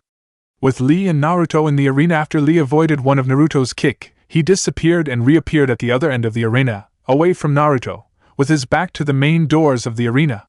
When Naruto turned to Lee, he could sense an immense force growing from Lee, causing him to wonder what the bushy-haired boy was doing. Enter Naruto OSD Rock Lee Lotus Theme Dash. "Guy-sensei, please let this work," thought Lee, as he began to release the third gate, the Simon, Life Gate. "You are about to lose, Naruto-kun, as today I will now prove to everyone that even someone with no talent can beat a prodigy like you, and that hard work and sheer determination can surpass natural-born talent." It was at this point that Lee's entire skin turned red and he began to emanate large amounts of chakra from his body, which was so strong that it could be seen. At this point everyone was looking at Lee with complete shock, Naruto especially, who was stunned by this new development, as he didn't know what Lee was doing. "What the fuck is going on? What is Lee doing and why has his skin turned red?" was what Naruto was thinking in confusion. With the spectator's dash, "He's opened the third, now he'll attack," said Kakashi. "No, not yet," stated Guy, where he and everyone else watched as Lee opened the fourth gate, the Shaman, Gate of Pain. "Unbelievable," said Kushina in awe. "Incredible," muttered the Sandaime, as he watched Lee do something that should be impossible for a boy his age. "No way," said Sasuke, as he watched Lee power up even further. "This is nuts," stated Jiraiya. "Naruto," thought Tsunade with worry. "What the hell is he doing?" asked Mai in confusion and disbelief in what she was seeing. "Amazing, no one can do this by sheer effort alone, the boy is truly gifted," muttered a stunned Kakashi. "Naruto, get out of there. You can't beat him," yelled Tsunade in panic, but it was too late. The next thing Naruto knew, Lee disappeared in an explosive burst of speed that torn the arena apart even further, forcing Hate to once again jump up to the catwalks for safety. What frightened speed, thought Hate as he jumped into the catwalk again. Before Naruto knew what had happened, Lee appeared underneath him and used his Konoha Shofu, tree leaf rising wind, to shoot Naruto into the air. The force of the kick was so great that it sent a massive shockwave all around the arena, forcing everyone to cover their faces. Holy shit! Cried Kiba, as he tried to shield himself from the shockwave and debris. He's faster than ever, thought Yamato. What phenomenal speed! Thought Kurenai in complete wonder. This is crazy, what the hell is Konoha teaching these guys? Yelled Kankuro, as he was beginning to believe that both Lee and Naruto weren't even human. Naruto-kun! Cried Haku. Where did they go? Asked a confused and shocked Sido. Up there, said Zabuza, who couldn't believe how fast Lee was, as Naruto was shot up into the air above the dust and debris. But where is Lee-san? I can't see him, asked Sakura. With Lee and Naruto down in the arena dash. Your immense strength is of no use to you now, Naruto-kun, thought Lee as he appeared right in front of Naruto, who couldn't move due to the force of Lee's earlier kick. After appearing in front of Naruto, Lee delivered a powerful punch that sent Naruto flying to the ground, but before Naruto could hit the ground, Lee appeared behind Naruto and kicked him in the back, sending flying up again. This continued for the next minute or two, where Lee would appear from every direction and hit Naruto before he could hit the floor, walls or ceiling, keeping him in midair and unable to defend himself or do anything, other than being Lee's punching bag. This is insane, how can Lee be so inhumanly fast? Where did he get all this power? Thought Naruto, as pain shot throughout his entire body from all of Lee's hits. You're the one, Naruto-kun, said Lee as he continued his relentless assault on the young blonde Senju. With the spectators dash. This is crazy! How can anyone be so fast? Asked Yujito in awe and disbelief. Unbelievable, muttered an equally odd Samui. The guy isn't human, said Karui. Shit, Naruto, thought Oma. His muscles are tearing themselves apart, thought Kakashi, as he had to uncover his Sharingan just to keep up with Lee's speed and saw the stress that Lee's body was under from moving so fast. He's too fast, thought Sasuke, as like most people he couldn't follow Lee's speed. Even if he could use his Sharingan, he doubted he could even keep up. 4. Naru-chan! Cried Tsunade in fear at seeing what was happening to her son. Damn it! Thought an equally concerned Jiraiya. Can that really be Lee? Thought an amazed Neji with his Byakugan so to follow Lee's speed. But when did he become so? Lee, I never knew.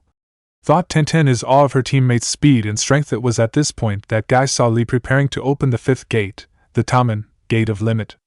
Please let this work, thought Guy, as he closed his eyes and prayed that his student would be alright after this. With Lee and Naruto down in the arena dash. This is where it ends, Naruto-kun, cried Lee as he appeared over Naruto. The 5th gate, Tamen! At this point Tsunade, Jiraiya, Shizen, the Sandaime and many others called out Naruto's name, knowing what would happen next. This is it, thought Lee, but as he prepared to deliver the Ura-Renge, Reverse Lotus, but before he could, he suddenly became consumed by immense pain coming from his entire body. But after a moment, he overcame the pain and focused on finishing his move, where he then preformed the Ura-Renge and sent Naruto crashing to the arena floor like a meteor, causing yet another massive crash and destroying the arena even further. This forced everyone to once again cover their faces from the shockwave and dust caused by the crash. And Naruto OST Rock Lee Lotus theme with the spectators dash. Shit, that was too fast, I couldn't tell what was even happening, thought Shikamaru as he covered his face. Truly impressive, thought Danzo, who believed Lee may one day become a valuable asset to Konoha. Not bad for a freak, thought Sai, who was just as amazed as everyone by Lee's power and speed. Shit! Yelled Kiba again, as he protected his face from the debris. Naruto! Cried Tsunade, Shizen and Ino together, while others like Omoi, Haku, Samui, Yujito and Mai thought. Naruto! Down in the arena after the attack, Lee fell to the ground screaming in agony, as pain shot up from his left arm and leg. Once he hit the ground, he rolled across the ground, unable to do anything for the moment. Eventually, Lee slowly got back onto his feet, and looked towards the dust cloud caused by the crash, hoping to see Naruto. As the dust slowly settled, an even larger crater replaced the one that Naruto had created earlier on. But before the dust could fully settle, Naruto burst out of the dust cloud and headed straight for Lee with the spectators' dash. "Naruto, he's okay!" cried Shizen. Thank goodness, thought Tsunade, where she felt like she lost a year of her life from worrying so much. "Impossible!" thought Guy in shock. With Lee and Naruto in the arena after Naruto appeared out of the dust, Lee was stunned, as he couldn't understand how Naruto withstood his Ura-range. Lee of course tried to avoid him, but found he could not as he was too injured from opening 5 of the 8 gates. The next thing the young disciple of Guy knew what happened, Naruto appeared in front of him and did a perfect imitation of Guy's and Lee's Konoha Shofu, Rising Leaf Wind, where he kicked Lee right up into the air. After which Naruto propelled himself up after Lee, and once he was above Lee he did a mid-air somersault. "I'm sorry Lee, but I'm finishing this fight once and for all." "Gekikyaku, hammer kick!" yelled Naruto.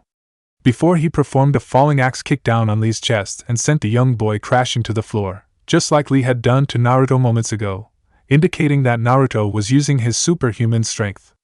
Like moments ago, a large shockwave erupted from the crash and dust once again filled the air, forcing those watching the fight to cover their faces. With the spectators' dash. "Shit, this is getting out of hand. How many times do these two need to destroy the arena?" cried Anko as she covered her face. "Let's just hope this finishes it, as I don't think this place can last much longer," replied Obiki. "Lee!" cried Tenten when she saw her teammate hit the ground with Lee and Naruto in the arena like Lee. When Naruto landed on the ground, he tumbled a bit, but slowly regained himself and got onto his knees, although was panting heavily. "I didn't want to go this, far Lee, but you left me, not choice," said Naruto, as he was about done. His body was wrecked from all his injuries and couldn't move, and even if he could he didn't have the energy to fight anymore. With the spectators' dash. "I don't understand, how did he withstand the Ura-range?" asked Guy, since after a direct hit from the Ura-range, Naruto should have been finished. "It happened when you closed your eyes to pray," responded Jiraiya. "What?" "When you closed your eyes to pray, the kid paused momentarily from the pain of the stress on his body," said Jiraiya. "That's when Naruto replaced himself with a large piece of rubble from the floor, avoiding the attack, and then waited in the dust cloud to strike." "You certainly lucked out, Naruto," thought Kushina seriously. "Had Lee not stopped because of the pain, you would have lost." With Lee and Naruto in the arena once the dust had settled, the spectators saw that most of the arena was now one giant crater surrounded by rubble, and with Lee in the center lying on the floor, seemingly unconscious. Soon after, Heir jumped back down to the arena, where he still couldn't believe that all this was caused by 2 young genin. "What a battle!" thought the sickly-looking examiner as he looked at the state of the arena, after which he turned to the badly beaten Naruto to the unconscious Lee lying on the floor, where he couldn't help but marvel at their strength and skill. Regardless of who won this battle, both those boys are something else. But just when Heir was about to declare Naruto the winner, he suddenly saw Lee slowly getting back up onto his feet. And in no way. "It's not possible," thought Naruto in disbelief, when he saw Lee standing up. His body was shaking, showing that he could barely stand. He was bleeding from his arms, legs and mouth, covered in bruises and cuts. His clothes were torn up and covered in dirt and dried blood, yet despite everything that he went through, Lee was standing up and falling into a fighting stance. With the spectators' dash. "No way," said Kiba in awe. "It can't be," spoke a stunned Samui. "Impossible," cried Tsunade in surprise. "How can he stand up after Naruto's attack?" said an equally surprised Shizen. "What the hell is this kid made out of?" thought Kushina in amazement. "How is this possible?" muttered a wide-eyed Yamato. "He can't be human. No one should be able to get up after a hit like that," stated Mai in astonishment. "Lee," thought Tenten and Guy in surprise and concern. He opened 5 of the 8 gates, took 2 direct hits from Naruto when he uses his superhuman strength, smashed through a stone wall and into a stone floor, and used the Ura-range. He shouldn't be able to move, let alone be able to stand up after all that, thought Kakashi in bewilderment, with Lee and Naruto in the arena dash. "How can he still be standing? I hit Lee with everything I had," thought Naruto in surprise and confusion. "If he attacks, I'm finished." But as soon Naruto thought this, he and Heir looked at Lee's face and saw that he was in fact unconscious. "He's unconscious?" thought Naruto in disbelief. Even though he lost consciousness, his body refused to give up. The only thing that is keeping him up is sheer willpower, thought Heir, who could not help but admire Lee's determination. "What a guy!" muttered Naruto in awe. "This match is over, the winner is Senju Naruto," declared Heir. As soon as Naruto was declared the winner, the young blonde fell to the ground, as he could no longer keep sitting up. Once he hit the ground, Tsunade and Shizen immediately jumped down to the arena, followed closely by Guy, who went to Lee. As soon as Tsunade reached Naruto, she could see that her son was badly hurt. "Naruto, are you alright? Where does it hurt most?" asked Tsunade quickly, as she prepared to heal Naruto. "I've been better, Ka-chan. As for where it hurts most, it hurts everywhere," replied Naruto, with a painful smile, since he hadn't felt this bad since one of his punishment exercises from his mother. "You damn idiot, don't you know how worried you had me? I swear you won't be happy until you put me into an earlier grave," said an annoyed and concerned Tsunade. "Heh, sorry Ka-chan," said Naruto with a painful grin. "Apologize later, right now I need to heal you," stated Tsunade, where she was about to start healing Naruto, but was stopped by Naruto. "No, wait, Ka-chan," said Naruto, as he stopped his mother. "Go to Lee, he's in worse shape than me and needs you more. Shizune can take care of me. Naruto, you can expect me to," said Tsunade, but was stopped by Naruto. "Please, Ka-chan, just do it. I've caused Lee enough pain. I don't want him to suffer anymore," pleaded Naruto. At hearing his, Tsunade bit her lip in frustration, since she couldn't refuse Naruto when he begging her like this. It especially annoyed her that Naruto was asking her of this, when he was in this state. But then again, it wasn't uncommon for Naruto to do something like this, since he often showed more concern for others than himself, a trait that he inherited from his father Minato. Eventually though, Tsunade broke and agreed to help Lee, where she gave Shizen a look that told the younger woman to take care of Naruto. Shizen of course nodded, indicating that she would, after which the slug princess went over to help Lee. After a couple of minutes, Naruto was back on his feet. He was of course nowhere near fully healed, but was now well enough to stand and walk around a bit, although had to move slowly with Shizen's help. Once he was back on his feet, Naruto and Shizen slowly made their way over to Lee and the others, where Tsunade had just finished examining Lee and the medics were gently placing Lee on a stretcher and taking him away. "Ka-chan, how is Lee?" asked Naruto after he walked up to his mother. At this question, a saddened look appeared on Tsunade's face, where she remained silent for a moment before answering. "He's breathing, but the bones in his entire body have suffered comminuted fractures, no doubt caused from your attacks. His muscles have also been torn up, due to the stress of opening the 5 gates and moving so fast.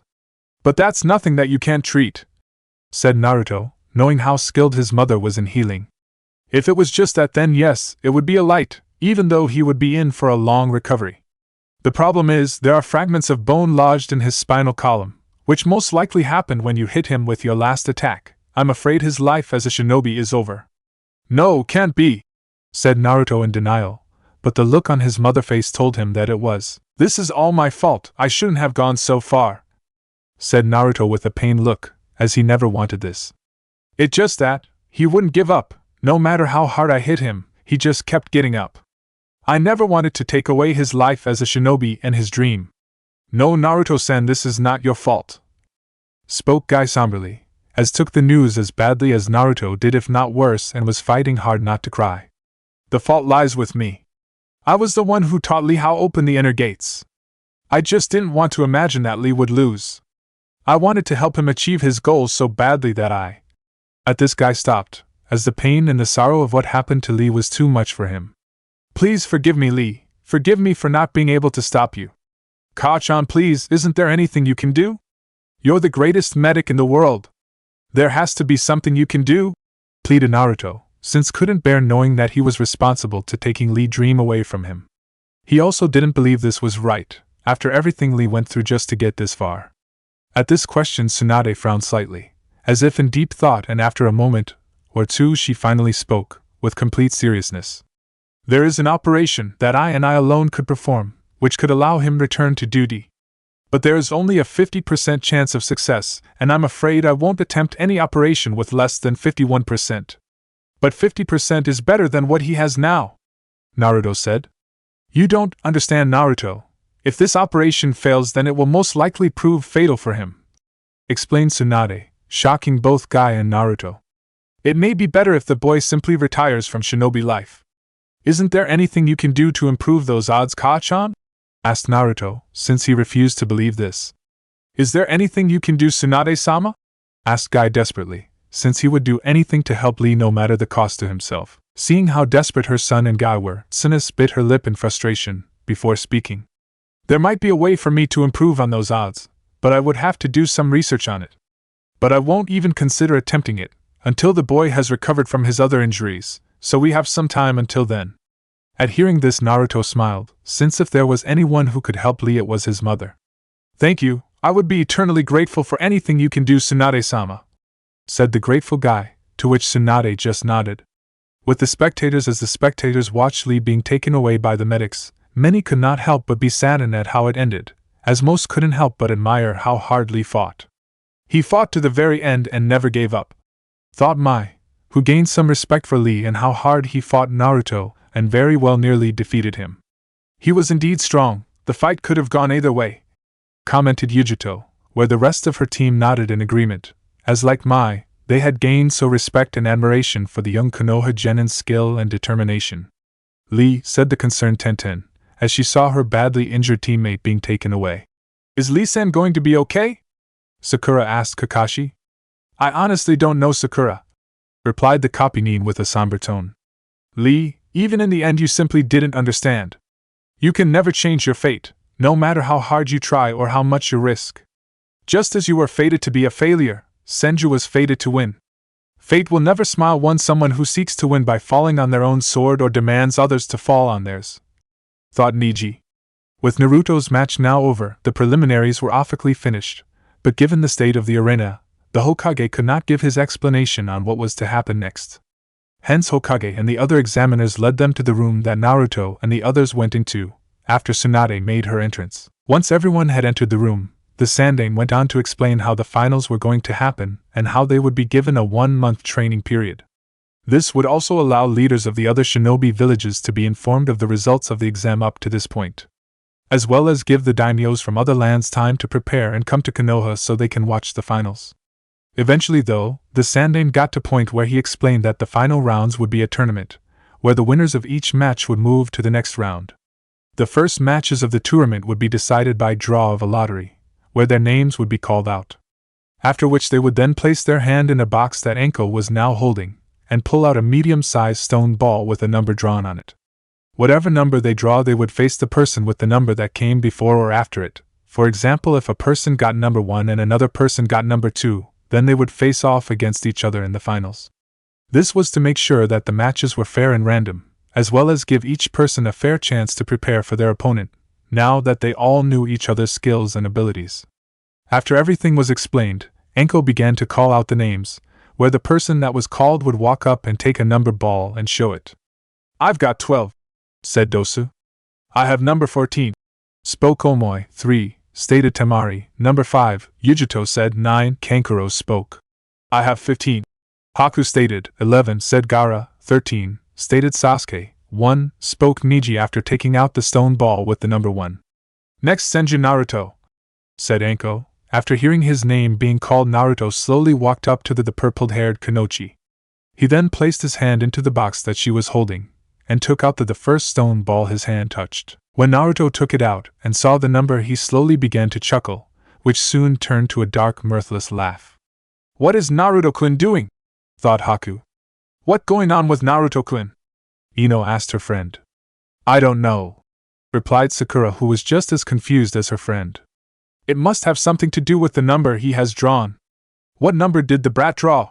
Thought Zabuza, who was just as curious as everyone else. Hey kid, what number do you have? Asked Anko, who was starting to get impatient with Naruto.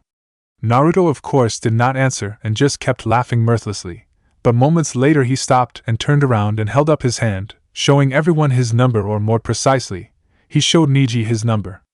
Number 2, said Naruto with a cold and evil-looking smirk. Wait. Number 2, said Ino in surprise. Then that means, said Sakura, realizing what this meant. Naruto and Niji will be facing each other in the first round of the finals, finished Tenten. Troublesome, muttered Shikamaru. When the Sandaime heard what number Naruto had drawn, and realized who Naruto would be facing, he began to wonder if maybe he should change the matches, since he wasn't sure if the Chunin arena could handle a pissed-off Senju. Well, this should be entertaining, thought the demon of the hidden mist, with an amused smirk behind his mask. How'd better him than me? Thought Kiba with a smirk, since if it wasn't for the fact that Niji nearly killed his teammate, the young Inuzuka might actually feel sorry for the Hyuga prodigy. Oh boy, said Asuma, as he could already guess what was to come. This is not going to end well, thought Yamato with a concerned look. This could be fun to watch, thought Anko with an evil-looking smirk, where she made it a point to get a front row set for the finals, since given what happened between Naruto and Niji earlier on. The first round of the finals were going to very violent and perhaps even bloody. This is going to get messing, muttered Kushina. Heh! That Hyuga punk is in for it now, thought Tsunade with a cold smirk. So Senju, it seems we were fated to battle after all, thought Niji as he stared coldly back at Naruto. Damn, I figured the chances were good that the brat and that Hyuga kid would face off in the finals, but I never expected they would face each other, straight off the bat, thought Jiraiya in surprise, before glancing over at Guy. I hope you've prepared a eulogy for that kid of yours, Guy, as you're going to need it, after the brat is done with him. It seems that your precious fate has betrayed you and has handed you to me on a silver platter. I suggest that you use your remaining time wisely, Hyuga Niji, and get your affairs in order. Because when we meet 1 month from now, I will crush you, said Naruto as he snarled out the last part, and crushed the stone ball in his hand to dust. This action caused some of the genin to take a step back in fear. Damn, Naruto can be pretty scary when he's pissed, commented Omoi, where for once his teammate Karui was in complete agreement with him, who was seriously having second thoughts on going against Naruto, after seeing what he could do in his match with Lee. That ain't no maybe, replied Killer B. Naruto's anger is never meek. Soon enough, though, Naruto walked back to his mother and the others, after which Anko called out the remaining names. Shino got number 10. Samui got number 16. Karui got number 8. Chojuro got number 6. Sai got number 7. And finally Shikamaru got number 4. Once everyone had gotten their numbers, Ibiki then revealed a large board showing who would be facing who and how they would move up through the tournament. When the genin and other spectators looked at the board, they saw Round 1 was Senju Naruto vs Hyuga Niji. Round 2 was Temari vs Naruto Shikamaru. Round 3 was Ni Yujito vs Chojuro. Round 4 was Sai vs Karui. Round 5 was Kankuro vs Aburame Shino. Round 6 was Sabaka no Gaara vs Dosu. Round 7 was Uchiha Sasuke vs Omoi. Round 8 was Yuki Haku vs Samui. When everyone saw how the matches were being set up, their reactions varied. Troublesome, I have to fight another girl, thought the annoyed Nara, when he saw that he was facing Temari in the finals. Crap, I'm in the same half of the draw as Gaara, maybe I should just forfeit and let that other guy face him, thought Kankuro nervously. I see my opponent is that Kumo guy. He's not one of the people I had hoped for, but he should be interesting, thought Sasuke, since he had been watching Omo's fight.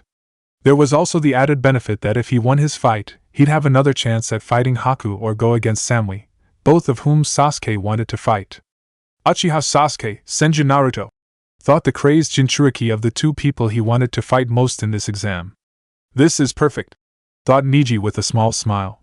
So I'm the one that gets the first crack at the Uchiha. I have to be careful with him, thought Oma.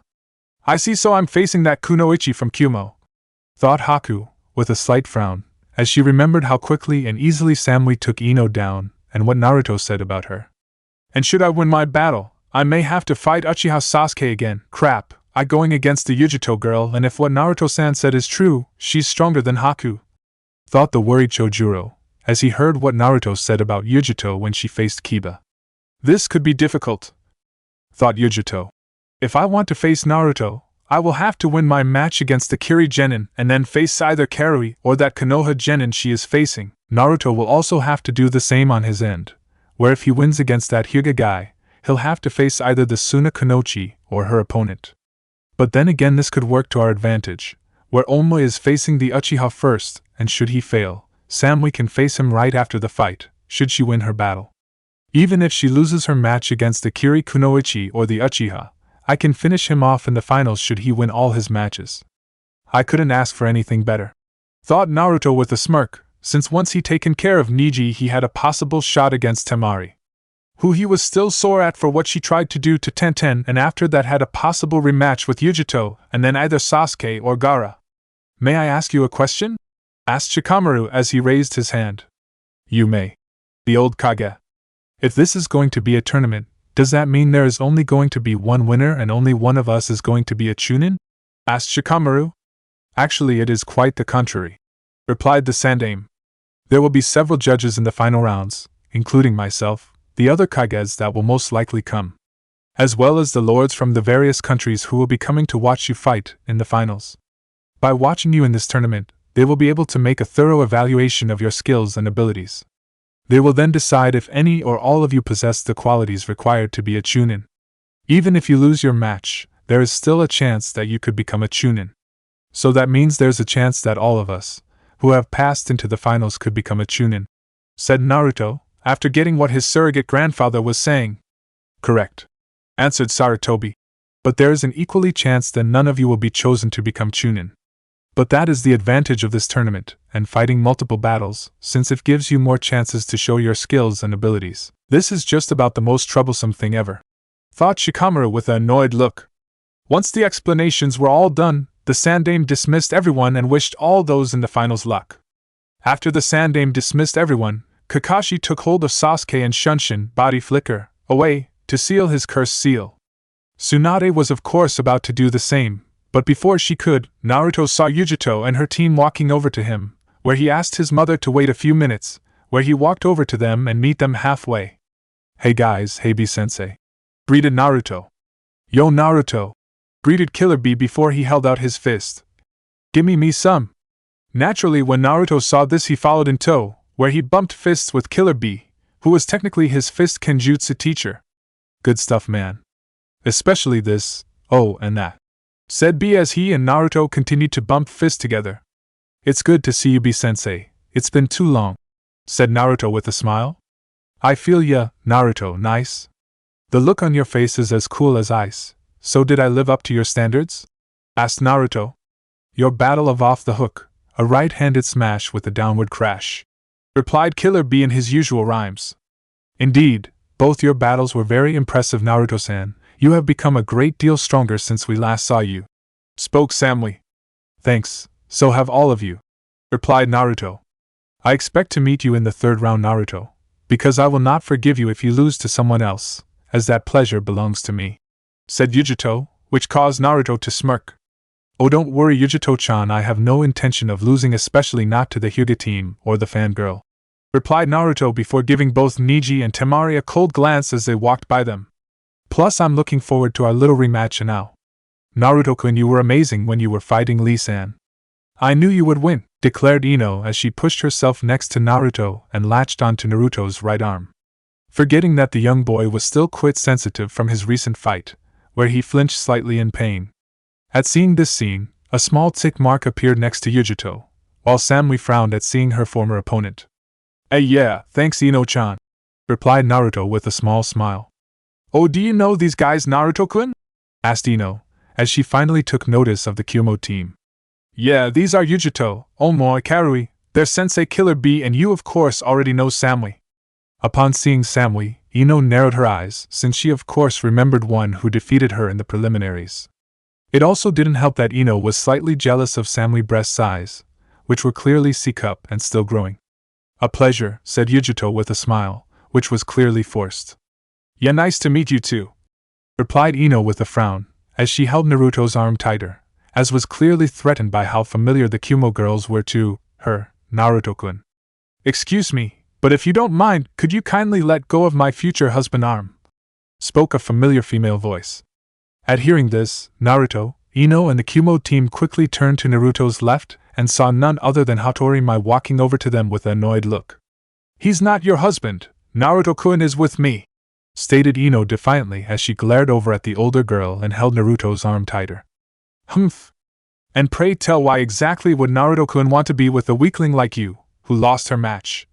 Retorted Mai with a cold smirk, when she saw Ino's angry glare. I would not be the one insulting Ino-san's loss if I were you, Mai-san, since if memory serves, you lost your match as well, commented Haku, as she walked up to the group. Oh, it's you, Ice Princess, come to try and take Naruto-kun back. Well, I'm afraid you can't have him," replied Mai, as she grabbed hold of Naruto's remaining free arm and then gave Haku a saucy look. This act of course resulted in Naruto blushing red from embarrassment, as he now had a girl on each arm. Haku and Ino of course did not take this well, where Ino glared angrily at the other girl, while a large tick mark appeared on Haku's head. Not far from Naruto and the girls, Tsunade and the other watched the scene unfold. Naturally, when Jiraiya saw this scene, he immediately started giggling perversely, as ideas started to pop into his head. He, the brat a chick magnet just like his old man, he already has girls fighting over him. Ah, Minato, you would be so proud of him, thought Jiraiya as he continued to giggle and write, while wiping away imaginary tears of joy. Although as he did, inwardly Jiraiya was crying in anime tears. Why can't stuff like that happen to me? Kushina and Shizen were also highly amused by the situation, where they couldn't help but smile and planned to tease Naruto about this later on. Tsunade, on the other hand, wasn't amused at all by what was happening. In fact, she had a large frown on her face and her right eyebrow began to twitch with annoyance. It got even worse when she saw Mai grab Naruto's left arm, since she was still angry at the girl for what she did after her battle with Naruto. Shouldn't you be with your sensei and preparing to leave the village, since you did not qualify to go to the finals? Said Haku rather calmly. Yeah, why do you just head back to your village, where you belong? Stated Ino angrily, as she held Naruto's arm tightly. At this Mai just smiled. Actually no, I've arranged with my sensei to stay here for a while longer and watch the finals, as I wish to see what else my future husband is capable of. Since after seeing Naruto's battle with Lee, my interest in Naruto only grew, and she was eager to see what else the young Senju heir was capable of. Besides, this gives Naruto-kun and I some time to get to know one another better. He's not your future husband, declared Ino angrily, as she tried to pull Naruto more to her, although Mai held strong. As this was happening, Naruto began to feel like he was in the middle of a tug-of-war, with Mai pulling to his left and Ino pulling to his right. I agree, replied Haku rather coolly, as she slowly started to lose her patience with Mai. Oh, and who else would there be? Surely not you, said Mai. You may be tough ice princess, I'll give you that, and you're not bad looking either. But you don't exactly have much else to offer, since what are you? Just above an A cup? At this remark, Haku blushed slightly in embarrassment, at the mention at her breast size. Despite being insulted, Haku kept her cool and remained calm and maintained a neutral facade, so not to let Mai know that she got to her. But behind that facade, Haku's eyes held murderous intent, where a dark, menacing aura surrounded her. When Naruto saw this, he became slightly worried at what would happen. He even could have sworn that he saw a demonic visage hovering over Haku, proving that she was indeed a true student of the Kirigakure no Kijin, demon of the hidden mist. Mai of course ignored Haku's glares and then turned to Ino. You on the other hand have even less to offer, since you barely even lasted 30 seconds in your match, and quite frankly, I think you're even smaller than the Ice Princess. Hell, I'd be more threatened by Miss Cowtitties over there than you. When Mai said this, Ino went red with anger and glared daggers at the granddaughter of Hanzo, especially at the remark of her bust size. Samui too also took insult at Mai's remark, knowing that she was referring to her. The insult was further annoying to her, since Mai was basically the same size herself. Although I will say this, continued Mai, you're at least more developed than the Patanko over there. 5. What did you say, bitch? Cried Karui angrily. You heard me, Mai replied with a smirk as she looked over at Karui. Oh crap, thought Naruto, knowing things were only going to get worse now, since Karui had serious issues when people talked about her underdeveloped chest. Well, at least I don't dress up like some whore, Karui responded angrily. Well, unlike you, I actually have something to show, flat chest, retorted Mai with sneer, which further infuriated the young Kumo Kunoi, where flames of rage erupted from her eyes. Why you? Growled Karui angrily and took a step forward but was stopped by Samui. No, Karui, not here. I suggest that you watch your mouth, as I will not stand by and let anyone insult my teammate, said Yujito coldly as she stepped forward, while at the same time, channeled her chakra to her fingernails, causing them to grow and become claw-like. Mai of course was not intimidated and just smirked. Looks like someone is overdue a trimming. Once Yujito heard this, the young girl narrowed her eyes angrily, and at the same time she could hear the Nibi telling her to claw Mai's eyes out. This was of course a suggestion that Yujito had no problem in following, since she was already angry enough at girl. From the sidelines, Omoi and Killer Bee watched the whole scene unfold, where the tension between the 6 girls became so thick that one could cut it with a knife. It got so bad that those watching the scene could have swore they saw lightning coming out of the girls' eyes, where most of them glared at Mai, who just glared back at them. "Sensei, don't you think you should step in and stop them?" asked Omoi, as he turned to his sensei. "I'm cool, but I ain't no fool," replied B, since he was smart enough to know not to get involved in a cat fight between Kunoichi. At the same time, Naruto could only sigh and wonder how he got himself into this situation, while also thinking, why is it that I suddenly feel like a piece of meat? Fortunately, though, before things could get out of hand, all 6 Kunoichi froze, when they suddenly sensed a dark, malevolent presence coming from behind Naruto. When they turned, they saw none other than Naruto's mother Tsunade towering over them with an annoyed look on her face and a pitch-black aura surrounding her. They also noticed a disturbing red fire in her eyes, which gave her near demonic appearance. Upon seeing Tsunade, Ino and Karui couldn't help but wither under the older woman's stare, as they now understood why Tsunade was so feared. The other girls, though, held their nerve and did not show any signs of fear, although they were all slightly unnerved by how Tsunade was looking at them. "Great, the old hag is here now," muttered Mai, when she saw the slug princess. Tsunade of course picked up on this, but reined in her temper and decided to ignore her for now, since she had more important issues to deal with than Mai. "If you girls don't mind, I have some business with my son," spoke Tsunade in a dangerous tone, which said, "Don't mess with me." Ino of course quickly let go of Naruto's arm, as did Mai, although reluctantly and more slowly, and she frowned with annoyance. Once Mai and Ino had let go of him, Naruto began to laugh nervously, since he could feel his mother staring down at him. "Well girls, I'll guess I see you all next month in the finals, so best of luck, Tiga," Naruto said before crying out in pain as his mother grabbed him by the ear and started to drag him away. "Ka-chan, what the hell are you doing?" That hurts," cried Naruto. "I'm taking you to get that thing sealed up and then treating your injuries, and once you are healed, you and I are going to have a long talk about what kind of shenanigans you've been up to for the past 6 months," stated Tsunade as she marched away from Yujito and the other girls, while dragging her son away by the ear, who was screaming in pain. Naturally, when the others saw this, most of them had large sweat drops at the back of their heads, although a certain toad hermit snickered in amusement, since it was nice to see Naruto getting into trouble with his mother every now and again. His amusement, although was short-lived, where Tsunade used her other hand to grab Jiraiya's ear and started to pull on it.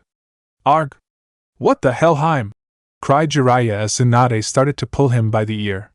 "Because one way or the other, I know you had some hand in all this and you're going to answer for it," grounded Tsunade, as she dragged Jiraiya and Naruto painfully away by their ears. Ka-chan, wait, it's not what you think, I swear, they're just friends," yelled Naruto. "Ouch! Please, Heim, I'm innocent," said Jiraiya. "Ow, Ka-chan, stop it! You're gonna pull my ear off!" "Arg! Come on, Heim, I didn't do anything, I swear!" Sadly, though, Tsunade was ignoring their pleas and continued to drag the two out of the room by their ears. Following behind them were Yamato, Kushina and Shizen, who were all highly amused by the scene. Shizen was of course the most amused by it, since their family was together again, and it was already like old times. Chapter 25 Summons, Foxes and Girls. About 5 days after the preliminary matches had ended, Naruto was taken out of Konoha by his mother, Jiraiya, Shizen and his 2 senseis to train for the finals next month. Naruto was grateful to be out of hospital, since after his mother had used the Fujihoin, evil sealing method, he had lost consciousness caused by the pain of the sealing and didn't wake up until 3 days later. After he woke up, his mother explained to him what had happened and told him that she had Jiraiya add some other seals, should some event cause the Fujihoin to fail. Another seal known as the Haja no Kakuin, Seal of Wickedness, would activate to restrain Naruto and warn Tsunade and Jiraiya that the cursed seal had activated and that the Fujihoin had failed. For the remaining 2 days, much to his distress, Naruto was forced to stay in bed to allow his body rest and fully recover from his battles with Mai, Lee and the events in the Forest of Death. During that time, Tsunade had Naruto, Yamato, and Kushina tell her everything that Naruto had done for the past 6 months in Konoha and what they had taught him. She also had Naruto tell her everything he had done with the Kumo Genin when he first met them. Knowing that he had no choice in situation, Naruto told his mother everything that happened with Killer Bee and the others and what they had taught him. Although he made sure to leave out how the fight between Samui and him ended, knowing that if his mother found out, the hospital would become ground zero for his mother's wrath. Sadly though, his mother learned about the shower incident between him and Haku at Nami no Kuni, Wave Country, thanks to a certain red-headed blabbermouth. This resulted in Naruto having to suffer an hour-long verbal lashing from his mother. She ranted on how she would not let him become a pervert like Jiraiya. Said person of course was not immune from Tsunade's wrath, especially after she learned how Jiraiya inadvertently exposed Naruto's full heritage to Kushina, Kakashi and the others, after Naruto's team test. The outcome resulted, Naruto had his godfather as company for the following 2 days, as he recovered from Tsunade's beating. Eventually though, once everything was settled, Tsunade and the others decided that for the rest of the month they would train Naruto outside the village, away from prying eyes. After traveling for most of the day, Jiraiya, Tsunade and the others finally arrived at their destination, which was a large valley away from Konoha, allowing them to train in private. When they arrived in the valley and had set up their camp, Naruto turned to his mother. "So Ka-chan, what are we going to train in first?" "Well, when you were unconscious after the sealing, Jiraiya, Yamato, Kushina and I discussed how to train you and we decided it is now time to train you in using the Kyuubi's power," Tsunade elaborated. "Really?" asked Naruto, since he knew how hesitant his mother was with him using the Kyuubi's chakra. "Yes, given how you will probably be facing against 2 Jinchuriki later in the finals. We believe it would be best that you are trained to summon the Kyuubi's chakra so to have something to fall back on. Since it is highly possible that both that girl and boy are trained to use and control their Biju powers," answered Tsunade. "But I thought you said that I should avoid trying to use the Kyuubi's power at all costs, for if I use it, I could be exposed as a Jinchuriki. Those Akatsuki guys would come after me." "Yes, I know, but the Akatsuki are likely to come after you anyway once they learn about your Mokuton bloodline limit.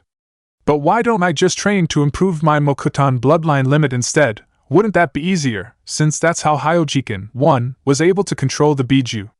Naruto's face scrunched up in confusion. It was at this point that Yamato joined the conversation. "With all due respect, Naruto-san, your skill in Mokuton has improved, but suppressing the power of a Biju is no easy task for anyone, regardless of your bloodline limit. The reason you are able to do it naturally with the Kyuubi is because it resides in your body. But suppressing the power of another Jinchuriki is a different matter altogether. I will train you in what I know, but even so, there is only so much I can teach you, as even I have never had to use my Mokuton powers to suppress a Jinchuriki, for I rarely interact with any. The technique I plan to teach you is difficult to use and control, even if you learn to use it before the Chunin finals. There is no guarantee that you will be able to suppress their Biju's power should they use it, and it is very possible that their power will be too great for you to suppress. Especially if they have enough control over their Biju's power, which is why it would be wise for you to be able to summon the Kyuubi's chakra to help you." Naruto nodded begrudgingly, since what Yamato said did make a lot of sense, and he couldn't deny it either. "Do you really think that they will use their Biju's power?" Naruto prompted. "I would be surprised if they didn't, since it is far too coincidental that both Kumo and Suna enter their Jinchuriki in the Chunin exam when you and Sasuke are in it. My guess is that they sent them to kill you and the Sasuke in the Chunin exam and eliminate you both before either of you can become a threat to them." Kushina frowned as killing in the exam wasn't prohibited. "I told you, Kushina-sensei, Yujito-chan and the others aren't like that. They wouldn't do something like that. They are my friends. You saw that for yourself." Naruto valiantly defended his friends from Kumo. But Kushina looked anything but convinced. "Maybe, but they are shinobi first, and it is very possible that the Reikage has given them orders to kill you and Uchiha Sasuke in the exam, just like Hanzo did with his granddaughter," Kushina retorted. Naruto could not find a plausible reason, since it was not impossible. But even so, he didn't want to believe his friends were here to kill him. "Fine, I see your point, but why is Suna out to get me and Sasuke? Aren't we allies?" Naruto asked, scowling. "Just because we are allies doesn't mean we aren't rivals. As shinobi villages we all contend for missions which we depend on to support us, and right now Suna is in a bad spot," Jiraiya replied. "What do you mean?" asked Naruto. "From what I've heard, Suna is on the decline. The Wind Daimyo is slowly reducing Suna's funding and sending the missions he would normally give them to us. My guess is they sent that Sand Kid to defeat or to take the two of you out, since both of you are the last heirs to the founders of Konoha and are the favorites to win the exam." Suna is probably hoping that by defeating you and the Uchiha kid in the exam, they will show everyone that they are superior to us and allow them to receive a new surge of mission requests and possibly regain their previous funding from the Wind Daimyo. Naruto frowned when he heard this, as he had no idea how the Chunin exams played such a big role in village rivalries and conflicts. Eventually, after a few more minutes of discussing the matter, Tsunade decided that they should get started. She had Naruto begin mediation in the hope of making contact with the Kyuubi. Naruto was not exactly thrilled at the idea to do meditation, since it wasn't exactly one of his favorite things, for he disliked sitting still. Despite not liking it, he did know how to meditate, since Jiraiya had taught him a bit when he was 11, stating that it can help a person stay calm under stressful situations. For the next few hours, Naruto focused on his meditation, ignoring any and all distractions that were nearby. But even after spending much of the day meditating, Naruto failed to make contact with the Kyuubi. Later at dinner, the group discussed what could be preventing Naruto from contacting the Kyuubi.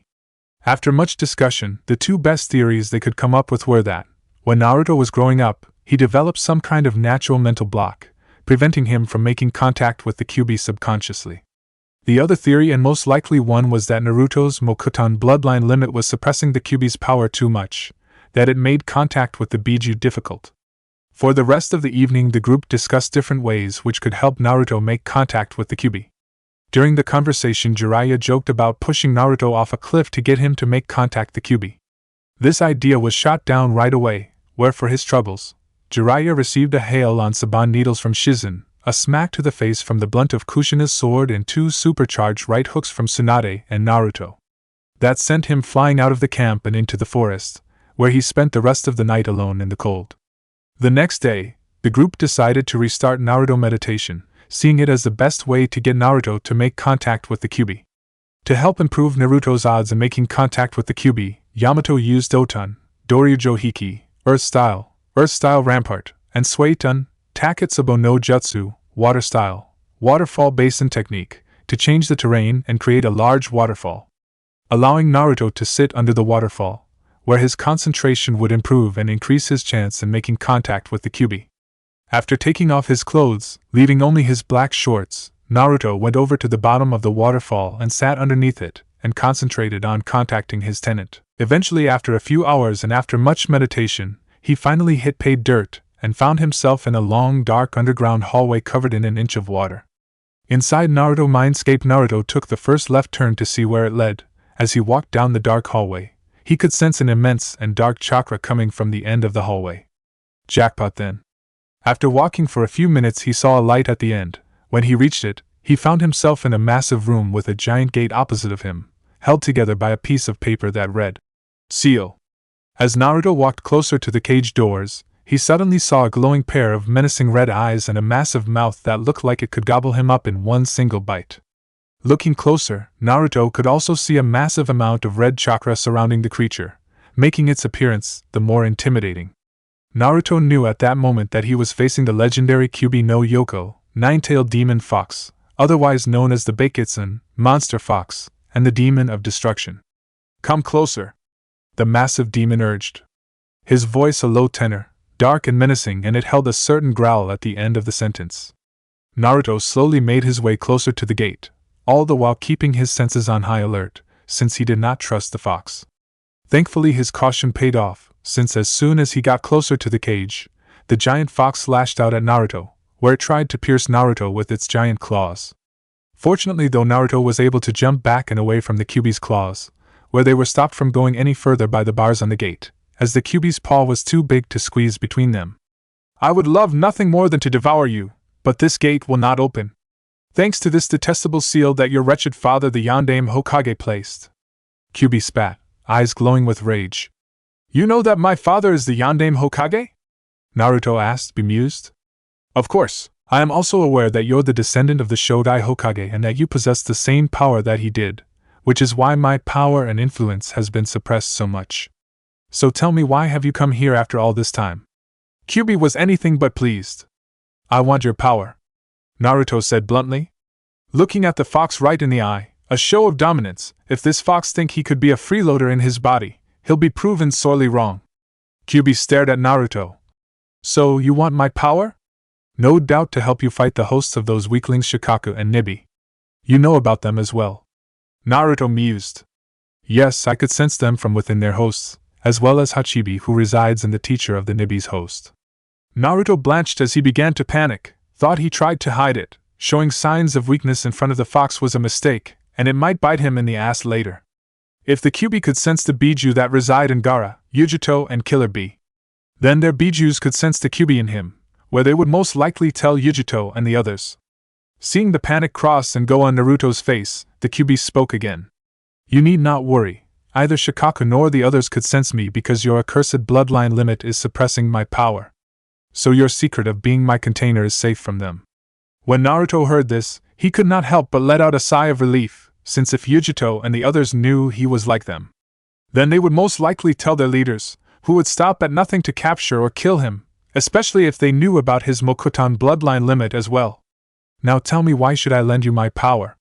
After everything your family has done to me over the years. 2. I don't give a crap what kind of issues you have with my family. They did what they had to defend their home. But the fact is, you overgrown furball. This is my body and that makes you my tenant, and as your landlord I want your chakra as rent payment. It's the least you can do aside from being useless. Naruto snapped as he continued to stare at the giant fox, showing he was unafraid of him. And if that isn't enough for you, then listen up, because if you don't give me your chakra when I need it, there's a chance that I'll get killed, and if I go, I'll take you with me. When Naruto finished speaking, the Kyuubi began to chuckle in amusement, but the laugh held a certain edge of evil in it. Heh. You have your father's courage, that much is certain, boy, as it takes guts to talk to me like that and then blackmail me. Even though the Kyuubi was fairly sure he could survive Naruto's death and revive himself later, there was still a possibility that he was wrong, since the Yondaime had sealed away half his power, and he wasn't quite ready to take that risk yet. Very well then, as a reward from coming here and for showing such courage, I will give you a portion of my power when you call for it. The demon fox relented, while at the same time thinking it might be interesting to see how he used it. Naruto smirked in triumph, though it looked like a foxy grin. Outside Naruto's mindscape, after Naruto awoke from his meditation, he immediately left the waterfall and went over to his mother and the others, who were at the camp waiting patiently to see if Naruto had made contact with the Kyuubi. For the next few minutes, Naruto explained to Tsunade and the others what happened. When Naruto finished explaining, the 5 elder shinobi were quite pleased that everything went without incident. They were especially relieved to hear that thanks to Naruto's Mokutan bloodline limit suppressing the Kyuubi's power, preventing the other Jinchuriki from sensing the Kyuubi, the last thing any of them needed was for the other villages to learn that Naruto was the Jinchuriki of the Kyuubi. Once everything was explained and Naruto had changed back into his clothes, Tsunade and Jiraiya decided to go to the next phase of Naruto's training. As soon as Naruto was ready to go, Tsunade and the others then took Naruto to the other end of the valley. Why do we need to come here? If we didn't, the camp would be destroyed in a matter of seconds, Tsunade replied simply. Soon they arrived at the other end of the valley. Tsunade turned to her son and began to explain what they were going to do next. Okay, Naruto-chan, Jiraiya and I have talked about this for a while and we've both agreed that it is time that you learn how to summon. Really? Naruto beamed with excitement, since being able to summon was something he wanted to learn for as long as he could remember. Yep, your mom and I have been discussing it for a while now. Each of us wanted you to sign a contract with our summons. So we decided that if both the slugs and the toads agree, you can summon them both. Jiraiya replied, who couldn't help but return Naruto's grin. At hearing this, Naruto became even more excited, since he knew some of the summons already. His mother and Jiraiya had summoned some of the smaller summons for him to play with when he was younger. Eventually Tsunade decided to start things off, where she bit her thumb and did some hand seals before slamming her hand onto the ground and yelling, Kuchios no Jutsu, summoning technique! The second Tsunade said this, a massive cloud of smoke filled the air, where Naruto, Jiraiya and the others were forced to jump away. When the smoke dissipated, the group saw Tsunade standing atop the leader of all slug summons, Katsuyu. Katsuyu was very large in stature, which wasn't surprising given how she was one of the 3 great summons of the Densetsu no Sannin, legendary 3 ninja. Katsuyu was predominantly white in color, with 3 blue streaks that ran vertically down the middle and side of her body from her head and tapering off at her tail. Her optical tentacles also had a slight tint of gray to them and had 2 sensory tentacles on either side of her mouth. So that's Tsunade-sama's personal summons, Katsuyu. Yamato mused as he looked up at the giant slug for the first time. Yep, that's her alright, I've almost forgotten how big she is. Kushina replied, as the last time she saw Tsunade summon Katsuyu. She wasn't that much older than Naruto was now. You summoned me, Tsunade-sama? Katsuyu inquired.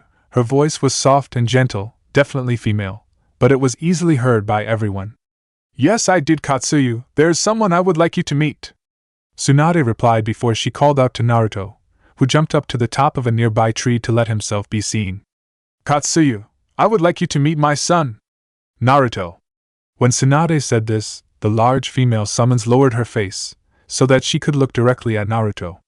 I am pleased to finally meet you, Naruto-dano. I have heard much about you from my kin, the large slug said in a respectful tone. Thanks, Katsuyu-san, it's nice to finally meet you too, Naruto answered with a friendly smile.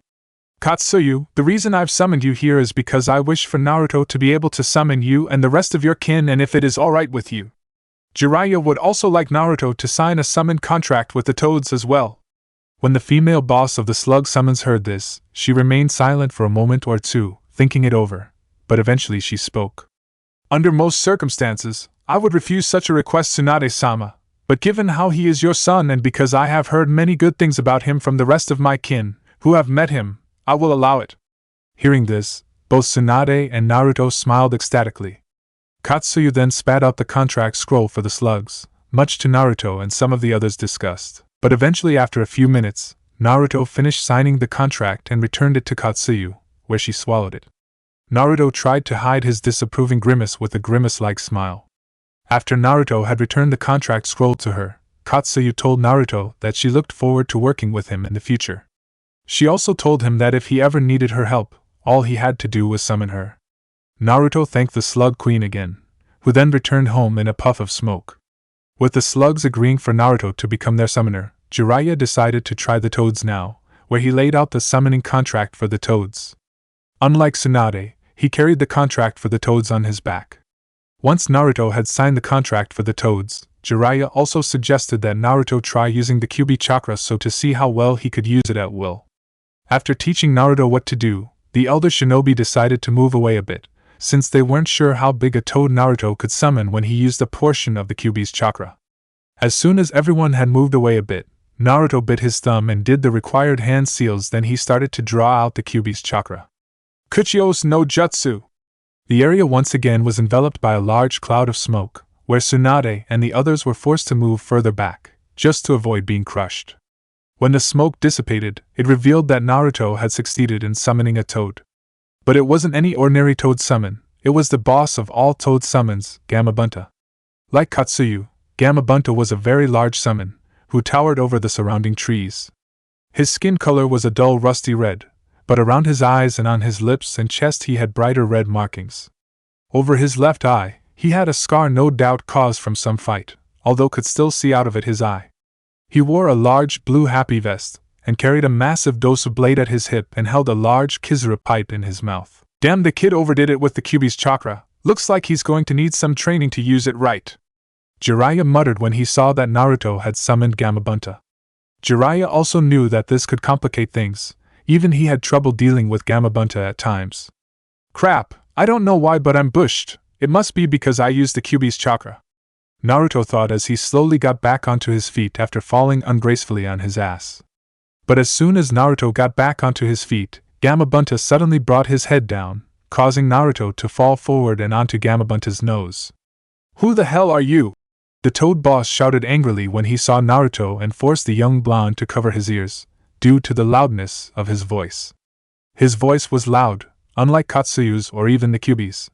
Why don't you ask more politely first, instead of yelling at someone, you overgrown wart? Naruto snapped angrily as he stood up and glared at Gamabunta, since he didn't appreciate being yelled at when he didn't do anything to offend said person. Ah! Damn it, brat, now you've gone and done it! Jiraiya groaned when he heard Naruto and slapped his face in frustration. When Gamabunta heard Naruto's reply, he was far from pleased. Why, you cheeky little brat! Do you have any idea who I am? Gamabunta growled. I am Gamabunta, the boss of all the Toads, and I demand that you treat me with respect. Well, tough shit, I'd never treat some overgrown grouch like you with any kind of respect, so there. What are you going to do about it? Yelled Naruto. In a rare display of childishness, he stuck out his tongue and pulled his right eyelid down and went. "Nah." The toad boss really irritated him at the moment. When Jiraiya and Tsunade saw this, both couldn't help but facepalm, as things were getting worse by the minute. When Gamabunta saw this, the toad boss was furious, and wanted nothing more than to swat Naruto like a fly. "Jiraiya, where are you, Jiraiya? Who the hell is this cheeky brat?" Gamabunta yelled angrily. "This isn't good," Jiraiya thought with some concern, from the tree he was standing in. As he knew from personal experience that when Gamabunta was like this, there was little to no chance in reasoning with him. "Jiraiya, you idiot, come out here this instant!" Gamabunta shouted loudly, as looked around for the toad sage. "Why have you summoned me here? And who is this brat?" "Ero-sennin wasn't the one who summoned you here, it was me," Naruto yelled, gaining the toad boss's attention. At hearing the toad boss began to laugh loudly, making it difficult for Naruto to stay on his nose. "Whoa. Bwahahaha, that has got to be the most ridiculous thing I've ever heard in my life," Gamabunta said. "There's no way that small brat like you could ever summon me." "Well, you better, because it's true." This just caused the toad boss to laugh harder, as he refused to believe that a kid like Naruto could summon him. This angered Naruto further, since he didn't like to be mocked by anyone either. "Shut up, you overgrown blowhard," Naruto shouted angrily, causing Gamabunta to stop laughing. "I was the one that summoned you, so I expect you to treat me with some respect. You're seriously starting to piss me off, brat. You aren't even old enough to drink, and yet you expect me to believe that you're my new summoner?" Gamabunta said. "Do you seriously want to die faster, brat?" Continued the toad boss before he opened his mouth and spat out his tongue and had it grab onto Naruto, where he then dropped the young blonde unceremoniously onto the ground. "Hey, what's the big idea? If you wanted me to get off, you could have just asked, you jackass," Naruto said angrily as he stood back up. "Watch your mouth, brat. You should be grateful that I don't squash you like the cockroach you are after how much cheek you've given me," the annoyed Gamabunta replied as he stared down at Naruto. "Just try it, you stupid toad," Naruto retorted as he glared up at Massive Toad, who narrowed his eyes in annoyance. Fortunately, though, before things could escalate any further, Jiraiya and the others arrived. Whoa, easy there, you two," Jiraiya said as he appeared between Naruto and Gamabunta and acted as the mediator between the two. "About time you showed up, you idiot. Now who the hell is this brat, and why did you summon me here?" Gamabunta said when he saw Jiraiya. "His name is Naruto, and he is Tsunade and Minato's kid, and like he said earlier, he was the one that summoned you, not me," Jiraiya explained. When Gamabunta heard this, he was shocked. He of course knew about Naruto since he had been there at the Kyuubi attack. Also, some of the smaller toads had talked about him after meeting him when Jiraiya summoned them to play with Boy when he was younger. But still, this was his first time meeting the young blonde, and as he eyed Naruto further, he could see the strong similarities between Naruto and Minato. In fact, Naruto looked like a younger version of Minato, although there was still some difference between the two of them.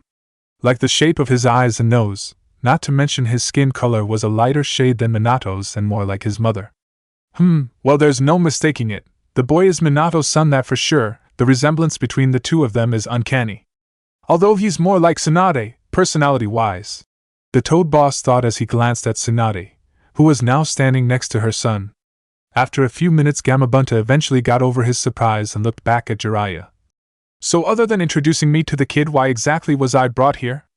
"Well, to be honest, it was sort of an accident, since I had the brat sign the contract, and we decided to see how well he could use the Kyuubi's chakra by using it to summon one of the other toads. But the kid kind of went overboard with the chakra and summoned you instead. I was planning on summoning you later and introduce the two of you and get your approval of both him, and of him sharing a contract with you and the slugs." "What do you mean by that?" the giant toad asked with a frown. "Well, you see, Tsunade wanted Naruto to sign a contract with the slugs, and I wanted to do the same with you and the rest of the toads, since Minato would have wanted it as well. After a while, we agreed that if both you and Katsuyu agreed, we let him summon both." "And Katsuyu agreed to this?" Gamabunta asked in mild surprise. "She did," Jiraiya responded with a nod. "She's taken a liking to him. Look, I know that the brat and you kind of got off the wrong foot, but give him a shot. He's a good kid, and I'm sure plenty of the other toads that have met him can vouch for him as well." Gamabunta frowned a bit, since many of the smaller toads who had met Naruto when he was younger had spoken fondly of him. His own two sons Gamakichi and Gamatatsu had even met and played with Naruto when they were younger, and like the other toads, his sons got on well with Naruto. Well, even if he is Minato's son, and even if I do accept that he summoned me and forget the cheek he showed me earlier, I refuse to acknowledge an impudent little brat, who can't even stay on my back when I move, as my summoner. Gamabunta replied with a harumph. What if I can stay on you without falling off? Naruto challenged as he walked forward towards Gamabunta. What? If I can stay on you for the rest of the day and not fall off, will you acknowledge me as your summoner? Naruto asked. When Gamabunta first heard this, his first thought was to refuse it, but quickly decided to accept it, believing that it would be a good way to pay Naruto back for his cheek and have a little fun at his expense. Fine, I agree, but if you fall off, you have to agree to give up your contract with the toads. Gamabunta stated. Agreed, Naruto replied before either Tsunade or Jiraiya could object, after which Gamabunta lowered his head and allowed Naruto to jump onto it. Okay, brat, but don't blame me if you die. Gamabunta grinned evilly, before he jumped up at high speed into the air. When Gamabunta jumped into the air, the force of the jump was so great that it nearly blew the young Senju off the giant toad. But fortunately, before he did, he grabbed the back of Gamabunta's happy vest and held onto it for dear life. Jiraiya and the others below were also affected by the force of the jump. They were nearly blown away. After recovering from the backlash of Gamabunta's jump, Shizen quickly turned to Jiraiya. Jiraiya-sama, don't you think you should try and stop this? If Gamabunta goes too far, Naruto might get hurt. You don't have to worry too much, Shizen, he won't go that far. Gamabunta is really just testing Naruto to see what he is made out of, the Toad Sage stated while chuckling. What's so funny, Jiraiya? Tsunade asked with a slight frown, when she saw Jiraiya smirking, as she was rather annoyed with how things were turning out between Gamabunta and Naruto. Oh, it's nothing much, I just found it funny, how similar this situation is to when Minato first summoned Gamabunta. What do you mean? Kushina asked, as this was the first she heard of this. Well, you might not believe this, given how well Gamabunta and Minato got on later on. But back when Minato first summoned him, Gamabunta refused to acknowledge Minato as his summoner, saying like with Naruto, he was too young. Seeing this, Minato made a similar challenge to Gamabunta, saying that if he could stay on his back for a full day, then Gamabunta would have to accept him. I'm assuming that Gamabunta accepted the Yondaime Hokage's challenge and that the Yondaime succeeded, Yamato said. Pretty much. So do you think Naruto stands a chance? Shizen asked. Hard to say, although Gamabunta won't let the kid die, he still won't go easy on him. Not to mention the brat looked pretty worn after summoning Gamabunta, Jiraiya replied with a small frown. My guess is it was because of some kind after effect from using the Kyuubi's chakra. After hearing this, the others nodded, since they had all thought the same thing. Soon after, though, they were awoken from their private thoughts by a loud crash, caused by Gamabunta landing on the ground again. Hearing the crash, the 5 shinobi decided to move up to some place higher where they could watch Naruto and see if he could win the challenge. For the next couple of hours, the valley was alive with activity, with Gamabunta jumping around at high speed, while Naruto held on to the large toad's vest for dear life, so that he wouldn't fall off. Naruto had tried to channel his chakra onto his feet so to stay on Gamabunta, but could not, for he was too tried after using the Kyuubi's chakra. In fact, it was taking everything he had just to stay on the giant toad. As the day dragged on, Gamabunta was becoming slightly irritated with how Naruto was still holding out. He was even forced to admit that Naruto was tougher than he originally thought, since he knew how tired Naruto was after summoning him. Gamabunta jumped into a large nearby lake and began to swim around at high speed, making it even harder for Naruto to hold on. But regardless of what Gamabunta did, Naruto refused to fall off. The young Senju gritted his teeth, shivering slightly from the cold after the water hit him. Eventually, though, the day neared an end and the sun began to set. When Naruto saw the sun beginning to set, he became even more determined to hold on, knowing that he was close to winning. Naruto was of course not the only one that became more determined when he saw the sun setting. The Toad Boss became just as determined, since he refused to lose to Naruto, despite how tired he was now. Wanting to end this now, Gamabunta made one last massive jump high up into the air. Damn, Gamabunta is just as stubborn as ever, he just won't let up, Jiraiya commented, as he and the others watched the two from a safe place. Come on, Naruto, just hold out a little longer, Kushina cheered before Gamabunta landed with a massive crash near where they were. The landing was so hard that it actually shook the ground a little and threw Naruto up into the air. But luckily for Naruto, he was able to land on top of Gamabunta's head, although was unable to keep his balance, and looked like he was about to fall. Realizing this, Naruto forced as much chakra as he could gather to his feet, thus allowing him to stay on Gamabunta. "Damn it, you are one stubborn brat!" yelled Gamabunta, as he shook his head around, trying to throw Naruto off. But no matter how hard he shook his head, Naruto stayed on. "Yes, Naruto has won!" Shizen cheered, when she saw that Naruto was still on Gamabunta and the sun had just about set. When Naruto saw that the sun was just about gone, he smiled. "Look like you lose, now you have to acknowledge me as your summoner." Naruto started, but before he could finish speaking, he lost consciousness, as the events of the day finally caught up to him. As soon as Naruto lost consciousness, he fell off Gamabunta's head. "Naruto!" Tsunade cried in fear when she saw her son lose consciousness and fall off Gamabunta, knowing that a fall from that height would kill him. But before she or any of the others could react, Gamabunta spat out his tongue and caught Naruto before he could hit the ground, where he then placed him gently on the ground. As soon as Gamabunta had placed Naruto on the ground, Tsunade and the others quickly appeared next to Naruto, where the female Senju quickly examined her son. "Is he alright?" Kushina asked in concern. "Yes, he is," Tsunade replied with relief. "He's just exhausted." "Too bad, brat, you were close to winning," Gamabunta spoke, when saw the sun finally sink under the horizon. At hearing this, a sad look appeared on Shizen and Kushina's faces, since Naruto had been so close to winning. But since he lost, Gamabunta would be revoking Naruto's contract with the Toads. "So do you plan to revoke Naruto's contract?" Kushina asked when she looked up at the Toad boss.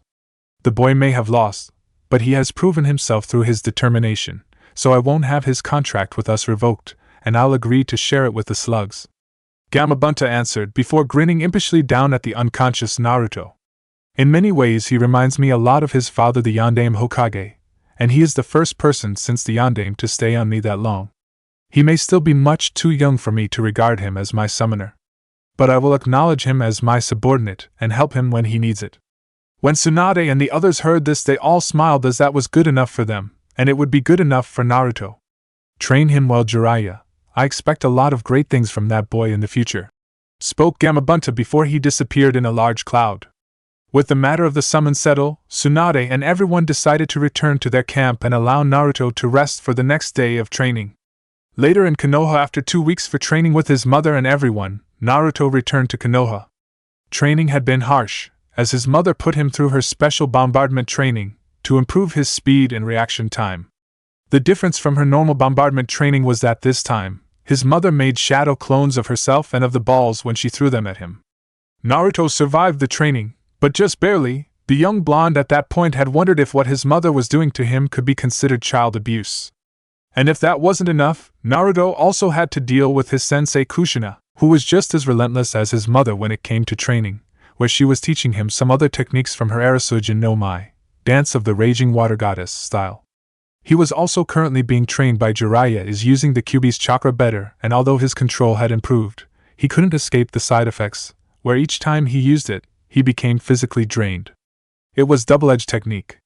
When Naruto told the others of how he felt after each time he used the Kyuubi's chakra, they figured it was due to his Mokuton bloodline limit. Later, Tsunade theorized that since Mokuton naturally suppresses a Biju's chakra, Naruto's body reacts negatively to the Kyuubi's chakra when he uses it, causing severe exhaustion and wear on his body when he finishes using it. Hence it was decided that Naruto should only use the Kyuubi's chakra when he has no other choice. This was also the reason Tsunade had Naruto focus so much on learning the new technique that Yamato was teaching him. Since if he could use it correctly, it would be of immense benefit to him in his fights with Gaara and Yujito, should he face them in the finals.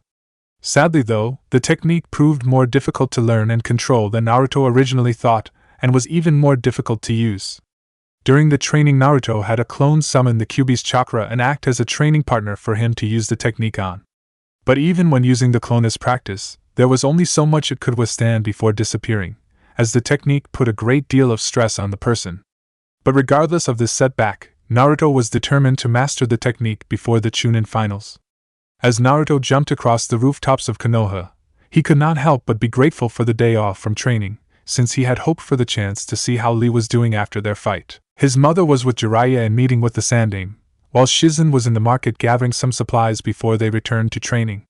Kushina and Yamato had also gone their own paths, where Kushina said she was going to have some ramen, while Yamato stated he had some errands to run. When Naruto arrived at the hospital, carrying a bunch of flowers he had created, he asked the nurse on station for Lee's room. The nurse was of course quite helpful, where she directed Naruto to Lee's room. After arriving at Lee's room, Naruto found that his bushy-haired friend was asleep. Not wanting to disturb him and allow Lee to get some rest, Naruto left the flowers he planned to give to Lee next to beside table.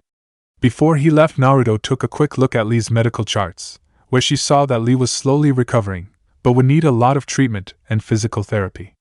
Naruto felt guilty over Lee's condition, since he had caused most of the injuries that Lee had. After a while pondering, Naruto left the room. He walked down the hall in a brisk pace but came to a stop when he came face to face with Lee's sensei Mado Guy, who seemed surprised at seeing Naruto. "Naruto-san, I did not expect to see you here. I had heard that you had left the village to do some private training with your mother Tsunade-sama, Jiraiya-sama and your teachers Kushina-san and Yamato-san." "Yes, I did. I'm just back for the day. I had come to see how Lee was doing, but since he is sleeping, I decided not to disturb him." Naruto felt slightly uncomfortable in the man's presence after what he did to his student. "Are you sure? I'm certain Lee wouldn't mind me waking him to speak to you." "I'm certain Lee needs all the rest he can. I'm sure I'll see him at the Chunin finals, I understand," Guy replied with a nod. "If you don't mind me saying, Guy-sensei, but I'm sort of surprised that you're here. I thought you would be with Niji, helping him train for the finals." Niji-kun has Tenten helping him. He had stated he only needed her help to train for his match against you. "I see," Naruto answered before excusing himself. As Naruto walked down the hall, he suddenly stopped and called out to Guy. "Guy-sensei, if you don't mind, could you give Lee a message for me?" "Of course," replied Guy. "Could you tell him that as far as I'm concerned, I won only by sheer luck, and if it wasn't for the halt in his attack, he would have won. But regardless of the outcome of the fight, he is already a great shinobi and he was one of the strongest opponents that I ever fought, and he has my respect and I will gladly fight him again if he wishes." When Guy heard this, the green-clad man smiled. "I will, of course, Naruto-san. It would mean a great deal to him to hear this." After Guy had agreed to deliver his message to Lee, Naruto nodded curtly and walked away. After leaving the hospital, Naruto jumped across the rooftops of Konoha and made his way to a Chiraku ramen bar to have lunch since he hadn't had ramen in over 2 weeks, which was torture for him. As he made his way across the rooftops, Naruto suddenly noticed a familiar face in the street below. The person in question was Yujito, who was acting fairly suspiciously, where she kept looking around her, as if making sure that no one was following her.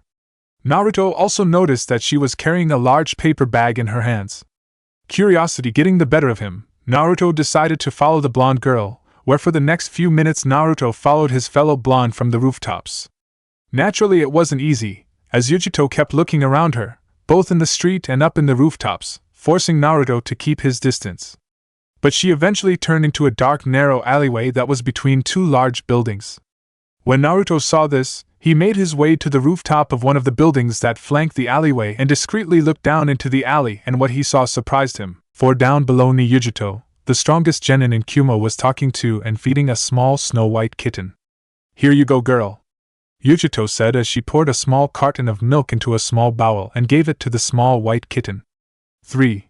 Once Yujito lowered the bowl of milk, the small kitten quickly went over and began to lick the milk. As the small kitten was drinking the milk, Yujito gently petted the kitten, causing it to purr. "Poor little thing," Yujito said sadly. "You shouldn't be here all by yourself. I would take you in myself. But unfortunately the hotel my team and I are staying at doesn't allow animals. But I make this promise, as long as I'm here, I'll make sure to stop by and feed you every day and try to find you a good home before I leave. How does that sound?" At this the little kitten looked up at Yujito and went, "Meow," as if agreeing with Yujito, before it went back to drinking the milk. From up above the alley, Naruto couldn't help but smile at the scene. So Yujito-chan is a cat lover, heh? Who'd thought it? But then again I guess it makes a bit sense that she liked cats, since she is the Jinchuriki of the Nibi no Bakaniko, two-tailed monster cat. For the next 10 minutes, Naruto watched the kitten drink the milk, where once it was finished, Yujito took out a small piece of fish and placed it on the bowl, allowing the kitten to eat it. After a little while, the little kitten finished eating the piece of fish and licked the bowl clean. All done? Yujito asked, where the white kitten looked up and meowed at Yujito. Good, replied Yujito with a smile, before she took out a small feather waggler, and began to play with the kitten. As Yujito played with the kitten, she suddenly said, Naya, Naya, Naya, in a cute and girly kind of way, something that Naruto never thought he would hear from Yujito of all people. When Naruto heard this, a small snort of laughter busted from his lips. Sadly though for Naruto, Yujito's keen shinobi hearing picked up on the small snort, where before Naruto realized it, a set of shuriken appeared in her left free hand and flew up to where he was. Acting fast, Naruto quickly rolled out of the path of the shuriken and moved behind a large rooftop fan. As soon as he went behind the fan, Yujito appeared on the rooftop, holding the white kitten tightly in her right hand. I know you there, come out you coward and face me, Yujito said angrily. Knowing the jig was up, Naruto slowly came out from behind the fan with his hands up in surrender and a goofy, but guilty look on his face. Hey Yujito-chan, been a while. NNNAR Naruto? Yujito said in surprise, before realization appeared on her face. TTTH, this isn't what it looks like. The panicking Yujito cried in denial, who was now bright red from embarrassment, as she realized what Naruto must have seen. I just found this cat and how much did you see? Everything. Naruto replied with nervous smile, where he then saw Yujito turn an even brighter shade of red. Kaya!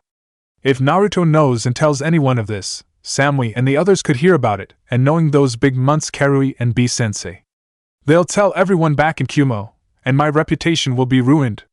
Yujito thought in panic as images of Killer Bee and Karui shouting things like, Hey everyone, Yujito-chan is a super pansy kitty cat lover. After imaging this, a hardened look suddenly appeared on Yujito's face, where she then drew her katana from her back. I'm sorry Naruto, but I'm afraid I cannot let you live after what you have just seen. I promise I will make this quick and painless. Is she serious? Naruto thought in surprise, where he quickly got his answer, when he was forced to jump back to avoid a slash from the blonde Kunoichi's katana. Following the slash, Naruto spent the next few minutes ducking and avoiding Yujito's attacks. Shit, Yujito-chan, this is crazy, stop it! Naruto cried as he sidestepped another sword slash. I promise I won't tell anyone that you have a soft spot for cats. I'm sorry Naruto, but I simply cannot take that chance.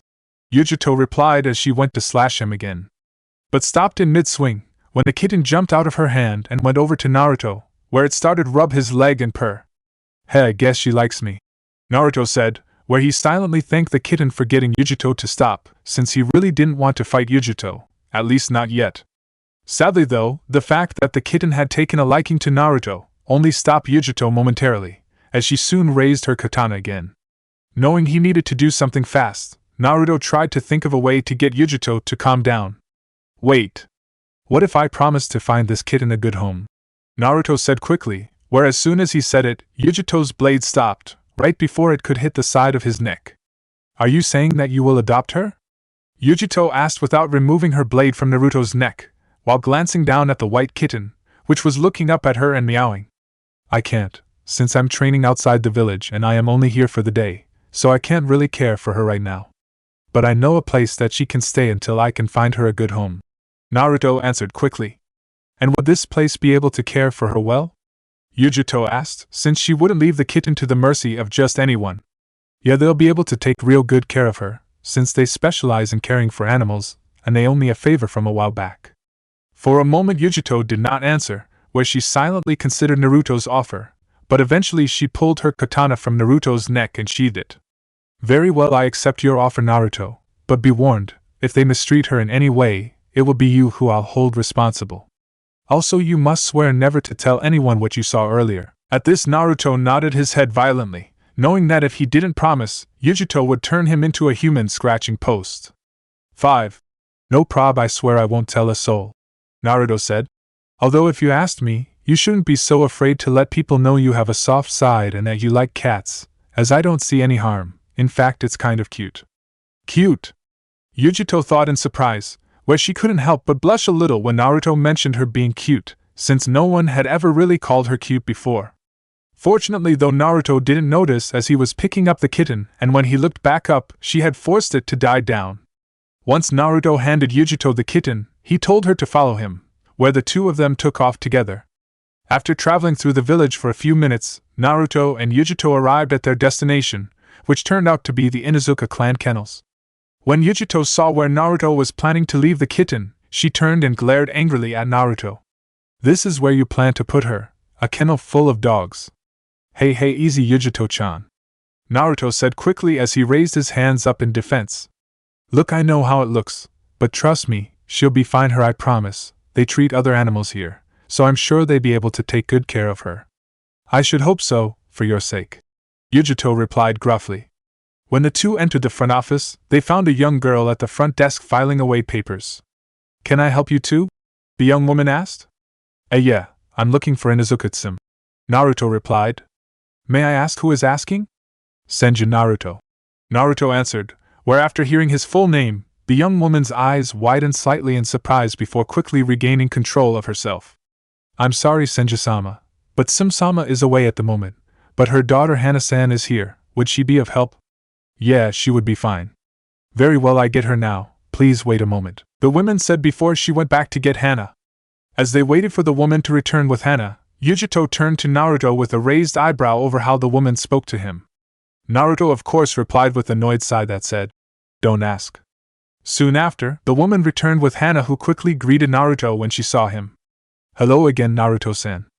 "Hey Hana-san, nice to see you again," Naruto replied with a smile. "So may I ask why you are here and who is your friend here?" Hana asked as she turned to Yujito.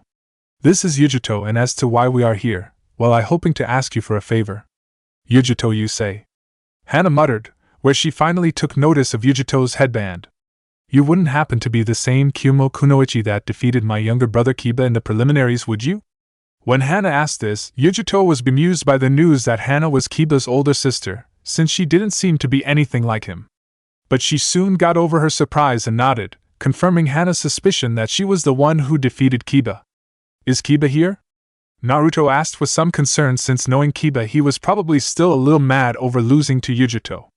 Kiba was a sore loser after all. "No, he's off helping his teammate Shino train for the Chunin finals, so you needn't worry," Hana replied, as if she had read his mind, knowing what he was concerned about.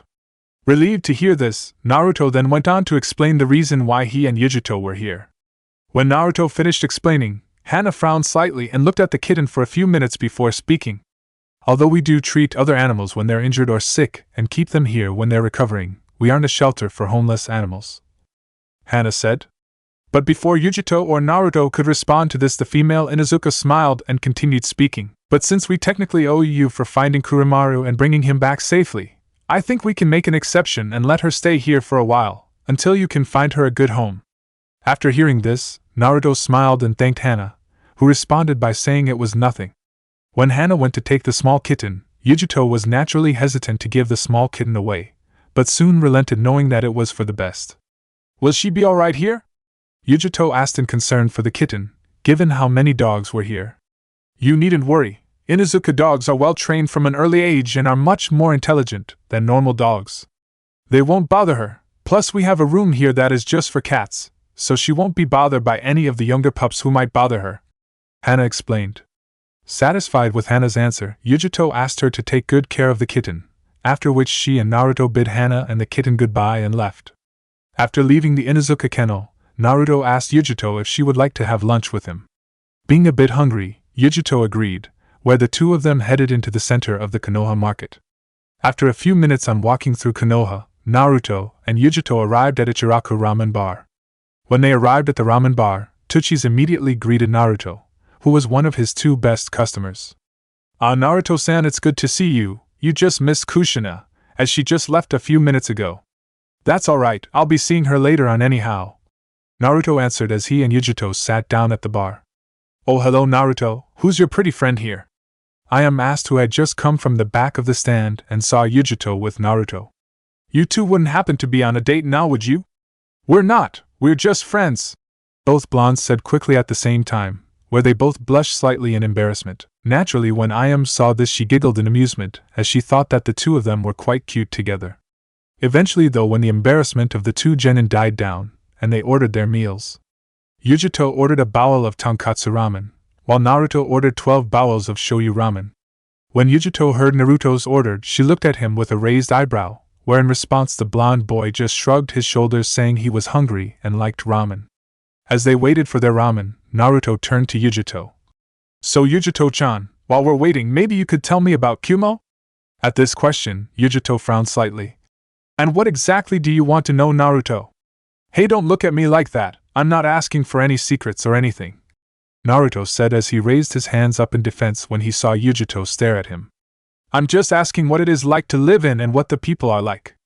Naturally, Yujito remained skeptical, since regardless of the fact that she liked him as a friend, Naruto was still a shinobi of Konoha, the biggest rival of her village. Seeing that Yujito was still conflicted, Naruto decided to make her an offer. Okay, how about this? If you tell me a bit about Kumo, I'll tell you a bit about here, and we both agree that we only ask about general stuff, and if it gets too uncomfortable we say that we can't answer. Yujito contemplated Naruto's offer for a moment before deciding to accept Naruto's deal.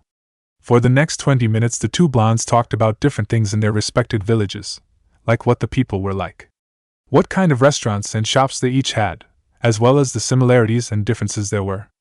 They even talked why each of them weren't training today, where Yujito explained that like Naruto, she and the rest of her team had been given the day off by Killer Bee. As they continued to talk, Yujito found that she was enjoying her conversation with Naruto, since Naruto had this sort of calming presence around him, which made her feel comfortable. Eventually Tucci and Ayam brought their orders over to them. When Yujito started eating her ramen, she found that Ichiraku's ramen was actually quite nice. This is very good, it's much better than Hokaku's ramen in Kumo, the blonde Kunoichi commented as she continued to eat her ramen. Of course, Naruto replied, who had just finished eating his first bowl of ramen, and was starting his second one that Ayam handed to him. Ayam-chan, and old man Tucci's ramen is the best anywhere. Tucci was quite pleased to hear this, as he always enjoyed hearing that people enjoyed his ramen. That's very sweet of you to say, Naruto-kun, Ayam said with a smile, where she gave the young Senju a small kiss on the cheek, which made Naruto go red. When Yujito saw this, the female Jinchuriki felt slightly irritated by what Ayam did, despite the fact that she didn't know why. Sensing Yujito's irritation, Nibi decided to have a little fun with her host. So kitten, having fun on your date? The monster cat asked in a teasing tone. This isn't a date, we're just having lunch together, that's it. Yujito responded with a small blush at the thought of her and Naruto being on a date. The two of you by yourselves having lunch together, looks and sounds like a date to me, the Nibi replied in an amused tone. I told you, it's not a date, Yujito replied with annoyance. How many times do I have to tell you that I don't think of Naruto that way? Really? Well, if that's true, then why were you so annoyed when that girl kissed him? Naturally, Yujito didn't have an answer to this question right away, and by the time she came up with one, the Nibi continued. If you asked me, kitten, you better make a move on him soon, you already have quite a bit of competition, not counting this one. Annoyed by how things were going, Yujito decided to ignore her Biju's comments and focused on eating her meal. After a little while, the two genin finished their meals, where Naruto attempted to try and pay for both their meals. But Yujito refused on principle, stating that she would pay for her own food. After leaving the ramen stand, the two walked through the streets of Konoha and continued to talk, where eventually Naruto decided to ask Yujito a question that had been on his mind for a while. If it's alright with you, Yujito-chan, I would like to ask you something. And what exactly do you want to know? I want to know your orders regarding me? Naruto asked with a serious tone. What are you talking about, Naruto? Yujito asked, since she was naturally surprised by Naruto's question. Look, Yujito, I know, like a lot of people here in this exam, you have orders regarding Sasuke and me. Both of us are the last heirs to the founders of Konoha, and both of us have gained a lot of attention lately, especially me, given my sudden appearance. It's no coincidence that you and the others entered the Chunin exam at the same time as me. My sensei Kushina and my family believe you're out to kill me, like Mai was. But I'd defend you, since I don't believe you would do that. So I want you to tell me what your orders are. It's not going to change anything in the exam, and it won't change how I regard you and the others, since I know you are only doing it because you were ordered to and because you are loyal to your village. I just want you to be honest with me, since regardless of our village's rivalry, I still consider you and the others my friends. After hearing this, Yujito remained silent for a moment and thought about what Naruto said. At first she thought about denying it and saying that she had no orders regarding him, but figured that it would be pointless, as Naruto would know that she was lying. Yujito sighed before she decided to come clean with Naruto, knowing that there would be no point in lying to him as it would change nothing. You're right, the others and I do have orders regarding you and Uchiha Sasuke. But it's not what your sensei or your family think. Our orders are simply to defeat both of you. What do you mean exactly? Naruto asked. Originally Samui, the others and I were supposed to enter the Chunin exam last year, but the Raikage denied our sensei's request. The reason was because he knew that this year, Uchiha Sasuke would most likely be entering the Chunin exam, and the Raikage hoped he could use the Chunin exam as a way to humiliate Konoha. By having one of us defeat Uchiha Sasuke in the exam finals in front of everyone and winning the Chunin exam. Thus showing that our village has the strongest shinobi and improving our village's standing. But when you revealed yourself in your village, you became our primary target, given your heritage, with Uchiha Sasuke being secondary. When Naruto heard this, he couldn't help but snort a little, since he knew that if Sasuke heard that he had become secondary to Naruto, he would have been greatly annoyed by it. So you don't have any orders to kill me or anything? Asked Naruto. I've received no such orders, and that is the truth. But regardless of my orders, I intend to defeat you in the finals, Yujito answered as she looked at Naruto with determination and confidence. I'm glad to hear that, Naruto said with a smirk as he stared back at his fellow blonde. But you should know that I have no intention of losing either.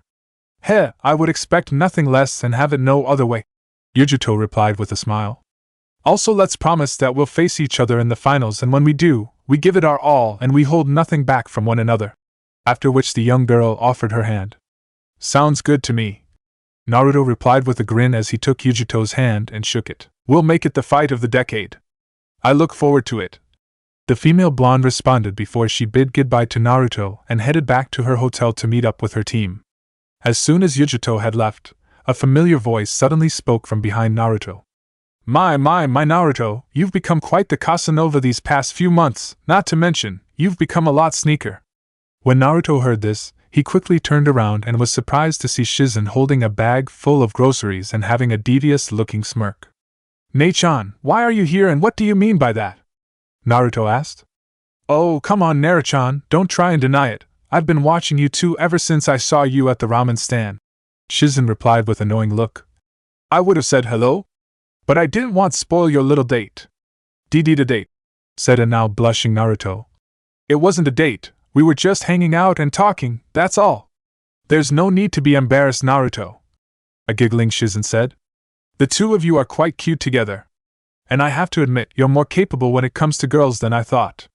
I never would have guessed that you had arranged for a secret date with your new girlfriend on your day off. She's not my girlfriend, said a blushing Naruto who had now turned a shade of red that rivaled a certain Hyuga heiress. We're just friends and we were just hanging out. Really? Well, you spent most of the day with an attractive young girl and had lunch with her. So I believe that technically makes it a date, but we can always ask Tsunade-sensei and Jiraiya-sama. I'm sure they could tell us. No, you can't, a now panicking Naruto cried. You know what Kaachan will do once she hears about that. Not to mention Ero-senin will hound me for months over it. Well, you should have thought about that before you went on your secret date with that Kumo girl. A smirking Shizen replied before racing off to find her sensei. No wait Ne-chan, yelled a fearful Naruto before he raced after his elder sister figure in the hope of stopping her and saving himself from nightmarish training that was sure to follow if his mother heard of his date. 2 weeks later, on the day before the start of the Chunin finals, Naruto was currently lying in the local hot spring, trying to rest his aching body. The reason his body was so sore was because of the intensive training he had gone through for the past 2 weeks, which Naruto called the Fortnight of Hell. Mainly because of the torment he received from his family and his sensei Kushina, where Jiraiya, Shizen and Kushina teased him relentlessly over his date with Yujito, regardless of how many times he denied that it was a date and that they only met by chance. But as bad as the teasing was, it was nothing compared to what his mother did, who was far from pleased after learning that her baby boy had spent most of the day with a girl alone without her knowing about it or her supervision. After learning about the date, Tsunade had kept an even closer eye on her son and tripled the training regimen once they arrived back at their camp. By the end of it, Naruto was certain that it was nothing short of a miracle that he was still alive. Although funny thing was, the pain that his body was in now was the least of his concern, since he couldn't stop thinking about what happened last week when he was training. Enter flashback. After dodging another sword slash from his sensei Kushina, Naruto jumped back to gain some distance from his female sensei. Too slow, Naruto, you need to be faster. Your blonde girlfriend is no slouch and that Tsunade Sand is just as fast, Kushina said with unusual seriousness as she stared at her student, who was panting slightly. Not far from them, Tsunade, Jiraiya and the others watched as Kushina continued with her kenjutsu training with Naruto. But just when Naruto was about to re-engage the former red-headed ANBU captain, she turned towards the tree line. At the same time, Naruto noticed that his mother and the others were all looking in the same direction, as if they were sensing something. Before Naruto could even ask any of them, his mother suddenly spoke. "We know you're there. You've shown impressive skill to have found us and sneaked this close without us sensing you. But your location is obvious with that murderous intent of yours, so I suggest you come out and show yourself before we make you." Knowing that he had been found out, the spy decided to come out from behind the tree he was standing behind. When he stepped out, Naruto was surprised to see that the spy was Gaara. "I knew that killing intent felt familiar," Jiraiya thought when he saw the red-headed Tsunade, who slowly walked towards Naruto. "What do you want?" Kushina asked, as she stared at the Tsunade Jinchuriki with a guarded look. "If you are here to start some trouble, then you've come to the wrong place. I did not come here to fight, I came here to ask him something," Gaara replied as he gave Naruto an intense look. "What do you want to know?" Naruto asked. "What is your goal? What? Why do you seek power?" For a moment Naruto said nothing and just stared back at Gaara, unsure why he had asked him this. But eventually he spoke. "I want to become strong because I want to protect the people I care about."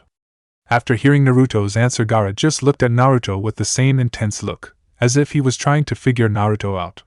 "You have your answer, so if there's nothing else I would like you to leave, since you're interrupting my training," Naruto said, since the Tsunade was starting to creep him out. At first Gaara did not respond to this and continued to stare at the Naruto for a minute or two, but eventually he finally spoke. "You perplex me. You are clearly strong and have the eyes of someone who seeks power, yet you have no hate or murderous intent in them. Not like Uchiha Sasuke or I, it irritates me to no end. I would much prefer to see that look you had when you tried to attack Hyuga Niji. In that moment I saw hate and anger in your eyes. It is the look I wish to see in your eyes again. It suits you, for it is only when you feel truth, hate and anger that you truly become strong. Well, I guess that is where we differ. I believe the reason I am strong is because I have good teachers and because I have people I want to protect," Naruto replied. "What do you mean by that?" Gaara asked, not fully understanding what Naruto was saying. "A friend once told me that when a person has something important they want to protect, that is when they can become truly strong, and it is what I believe in as well." When Gaara heard this, he frowned slightly. "I find your reasoning not only foolish, but also naive, as I would never risk myself to protect others. If that's true, then I pity you, since if you have no one to care for and have no one you want to protect, then you're all alone with nothing." When Naruto said that, the Tsunade frowned, as if angered by what Naruto said, and after a moment of staring at the blonde Senju, he decided to take his leave. But as he started to walk away, he suddenly stopped. "Make sure that you survive up until the final round, for you are now my prey," the red-headed boy said without even looking back at Naruto. After which he disappeared in a whirl of sand. End flashback. After his conversation with Gaara, Naruto could not shake off the look he saw in Gaara's eyes, which had been filled with nothing but anger and hate. Remembering the look, Naruto also remembered what he had read about Jinchurikis and how they were naturally hated, despised and feared by people from their own village and were made outcasts due to people's fears of their demons. This of course made Naruto wonder what kind of life Gaara must have had when he was growing up, where he could not help but pity the Tsunade. He even felt somewhat responsible, since it was his ancestor the Shodai that gave Gaara's village the Ichibi no Shikaku, the one-tailed Shikaku, which resulted in Gaara later becoming a Jinchuriki. The more Naruto thought about Gaara and his life as a Jinchuriki, the more he began to wonder what life would have been like for him, if he had grown up in Konoha with people knowing that he held the Kyuubi within him. Eventually Naruto decided to leave the matter of Gaara for later and rest while he could. After leaving the hot spring and changing back into his regular clothes, Naruto decided to see how his mother was doing, who had gone to Konoha Hospital to see how well Lee was recovering. As he made his way across the street, he suddenly heard a familiar male voice coming from an isolated street to his right. When he turned, he saw Furioka Gaozen with his two friends/goons bothering a girl with short dark hair. 6. Hey, come on, I can take you to any place you could want to go and show you places you've never heard of, Gaozen said as he placed his arm around the girl. Don't touch me, the girl yelled angrily as she glared at the boy and pushed his arm off her shoulder. Aw, come on, don't say that, we can have some fun if you just let me, Gaozen said as he tried to take hold of the girl's hand, only for her to slap it away angrily. If you know what's good for you'll push off and leave me alone, the girl said as she glared at Gaozen. Since she was losing patience with him and was about to lay a beat down on the arrogant prick, before Gaozen could respond to this, Naruto quickly walked over to the group and spoke. It seems that you didn't learn your lesson the last time, Gaozen team. Maybe I should do the gene pool a favor and fulfill my promise. When Gaozen and his friends heard Naruto's voice, they quickly turned to his direction, and upon seeing the Senju Heir, they all took a step back in fear, remembering the last time they had a run-in with Naruto. Gaozen, of course, was especially fearful of Naruto, since he remembered what Naruto promised to do to him. Not to mention he was afraid of what his father would do to him, since Gaozen's father had been furious after learning that he had gotten into a fight with Naruto, ruining any chance of good relationships with the Senju family. Senju, what are you doing here? Gaozen asked nervously. When the girl heard Gaozen call Naruto Senju, a look of surprise appeared on her face. Oh, nothing much, I was just passing by, but then I saw you and your friends brothering this girl, I decided to come over here. The Senju Heir replied with a smile that was all too sweet. Gulping at this, Gaozen and his friends slowly started to walk away. We weren't, she was just lost and we were just helping here to find her way, that all. Well, clearly she doesn't need your help, Naruto replied. So why don't you three get lost instead?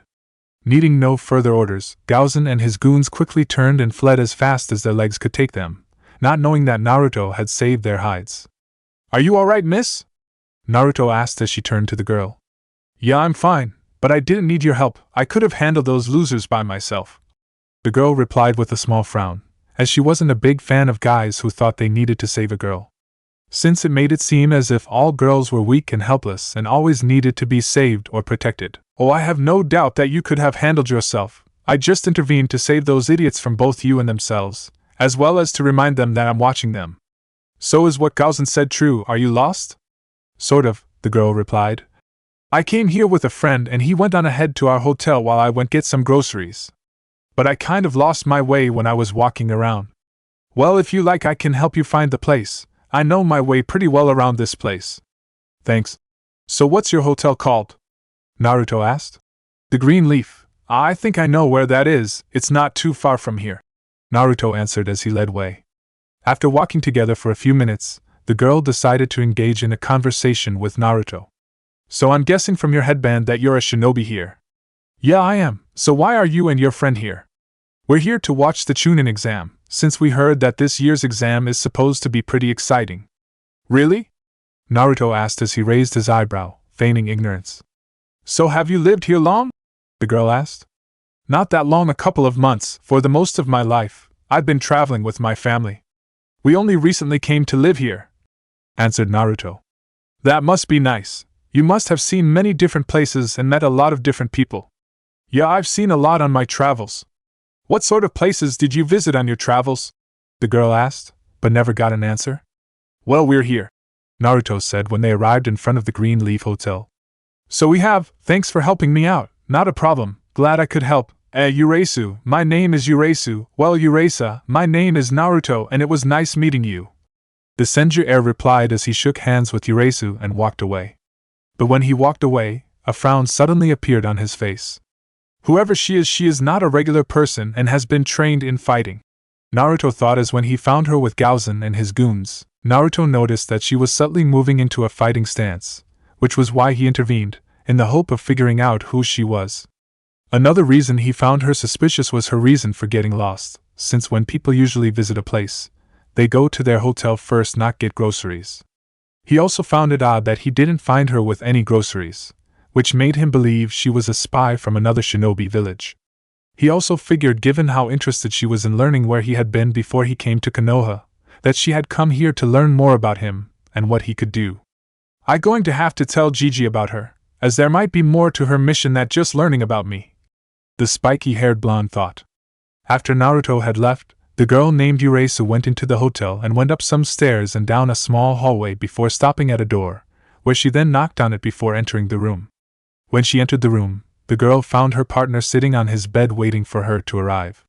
Her partner was a large, hefty teen with dark eyes and hair. He had big cheeks and a plump nose and wore brown shirt with red pants. "I'm glad you're back. I was starting to get worried," the young man said. "Did you learn much while you were out?" "Not much, I'm afraid, as I ran into a little trouble with some guys trying to hit on me. But I did happen to have some luck, where I ran into our target." "Senju Naruto?" the teen asked, where the girl nodded. "Were you able to learn anything from him?" "Afraid not, as we didn't talk for very long, although I did learn that his mother is here as well. Since when we were talking, he said, when he mentioned living here, meaning that his mother is also living here now with him." "Not surprising, but I guess it's something. So what should we do now?" asked the pulp teen. "Should he continue walking around and gathering more intel?" "No, I think we should lay low for now, as we don't want to draw too much attention to ourselves as the finals start tomorrow. We'll see what he can do then, along with that Uchiha kid." "Sounds good. If it's alright with you, I'm going to down and have some lunch. Do you want to join me?" the young man asked. "Nah, I'm fine. I'm going to have a shower and rest up." "Okay, I'll see you later then, Kuratsuchi. Yes, see ya, Akatsuchi, and watch yourself," the Tsuchikage's granddaughter replied, where she and Akatsuchi left the room and went their separate ways. Hokage's mansion currently sitting at his desk, the Sandaime Hokage of Konoha, Sarutobi Hiruzen was in deep thought. He had just finished speaking with his surrogate grandson Naruto, who had just left after telling him that he discovered 2 possibly spies in the village. When the Sandaime asked what made Naruto believe that there were spies in the village, he told him about the girl named Yuresu, who he had met and why he was suspicious of her. Now, under most circumstances, the Sandaime might have told his surrogate grandson that he was being paranoid. But the Sandaime knew from past experience that a little paranoia could often save a shinobi's life. Plus, there was also the fact that the Chunin exam was tomorrow and hundreds of people from all around were coming to watch it. Security would be hard-pressed to watch everyone that came into the village, and it wouldn't too difficult for 1 or 2 spies to sneak into the village. After a moment or two of deep thought, the Sandaime decided to have one of his ANBU watch the girl Naruto met and her friend, just to be on the safe side. Once the Sandaime had thanked Naruto for alerting him to the girl and her friend, he wished him luck in his match tomorrow, after which the blonde left. When Noro left, the Sandaime looked back down at the amount of paperwork that was on his desk, which had doubled in the past month, after the preliminaries matches had ended. However, thankfully he had Kagebunshin no Jutsu, Shadow Clone Technique, to help him out, where he created 2 clones and divided the work between them. Most of the paperwork was of course from different daimyos and feudal lords who sent their letters to notify him of their future visit to attend the finals. Among them as well was a letter from the Fire Daimyo, stating that he and his family would be arriving in Konoha tomorrow. Now, in most cases this would be a good thing for Konoha, since it would mean a lot of business, but the thing that concerned him were 2 letters that came last week. Hiruzen picked up the letters and narrowed his eyes as he reread them. The reason these letters concerned him so much was because they were from the Yondaime Reikage and the new Godaime Mizukage Terumime. Although Hiruzen knew he shouldn't be surprised, since several genin from their respected villages had managed to advance to the finals. Therefore they were permitted to attend the finals and observe them as they competed. But regardless of their right, he was still surprised by everything that was happening. 4 out of the 5 Kages from the 5 greatest shinobi villages would be together in one place, something that has never happened since the Armistice Treaty that ended the First Great Shinobi World War. Although Konoha and Kiri have a neutral relationship, there was some tension between them and Kumo from the Hyuga incident that occurred several years ago. And if that wasn't enough, he also had to worry about the 4 Jinchuriki that were now in the village. Killer B, who just so happened to be the adopted brother of the Yondaime Reikage, Yujito, who was B's student, Gaara, who was the Yondaime Kazekage's son. This meant that not only 4 of the 5 Kages will be together in the same place, but also 4 of the 9 Jinchuriki when you had Naruto, whose status as the Kyuubi's Jinchuriki remained unknown. It was like a gathering power, and it worried greatly him, since normally when such powers gathered together in one place, disaster was never far behind, and if that happened, Konoha would be ground zero for it. Eventually, though, the Sandaime's train of thoughts were interrupted by the sound of someone knocking on his door. Quickly placing the Kage letters with his completed papers and dispelling his clones, he answered, "Enter!" When the door opened, to his surprise Irika entered. Smiling kindly at the young man, the old Hokage spoke. "Irika, I wasn't expecting you. You usually make an appointment before you see me." Irika bowed before he gave a sheepish grin as he scratched his head in slight embarrassment. "Yeah, this visit is sudden for me too." He walked forward until he was in front of the desk. "So what can I do for you, Irika?"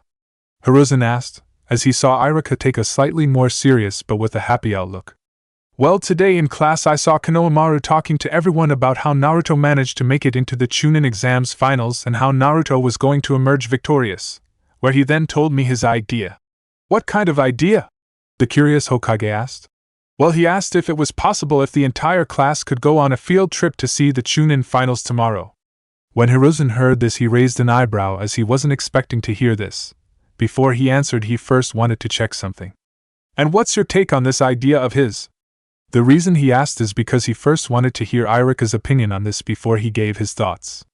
Irika had a thoughtful expression for a moment before he answered with an amused smirk. "Well, if I had to guess, I'd say Konohamaru recommended this idea because he wants to skip one day of school and wanted to see Naruto and the others fight in the finals." The Sandaime let out a sigh, as that definitely sounded like his grandson. He had been constantly saying how Naruto was so cool and how he had to train hard to beat him for the position of Hokage. Before he could reply, however, Irika spoke again.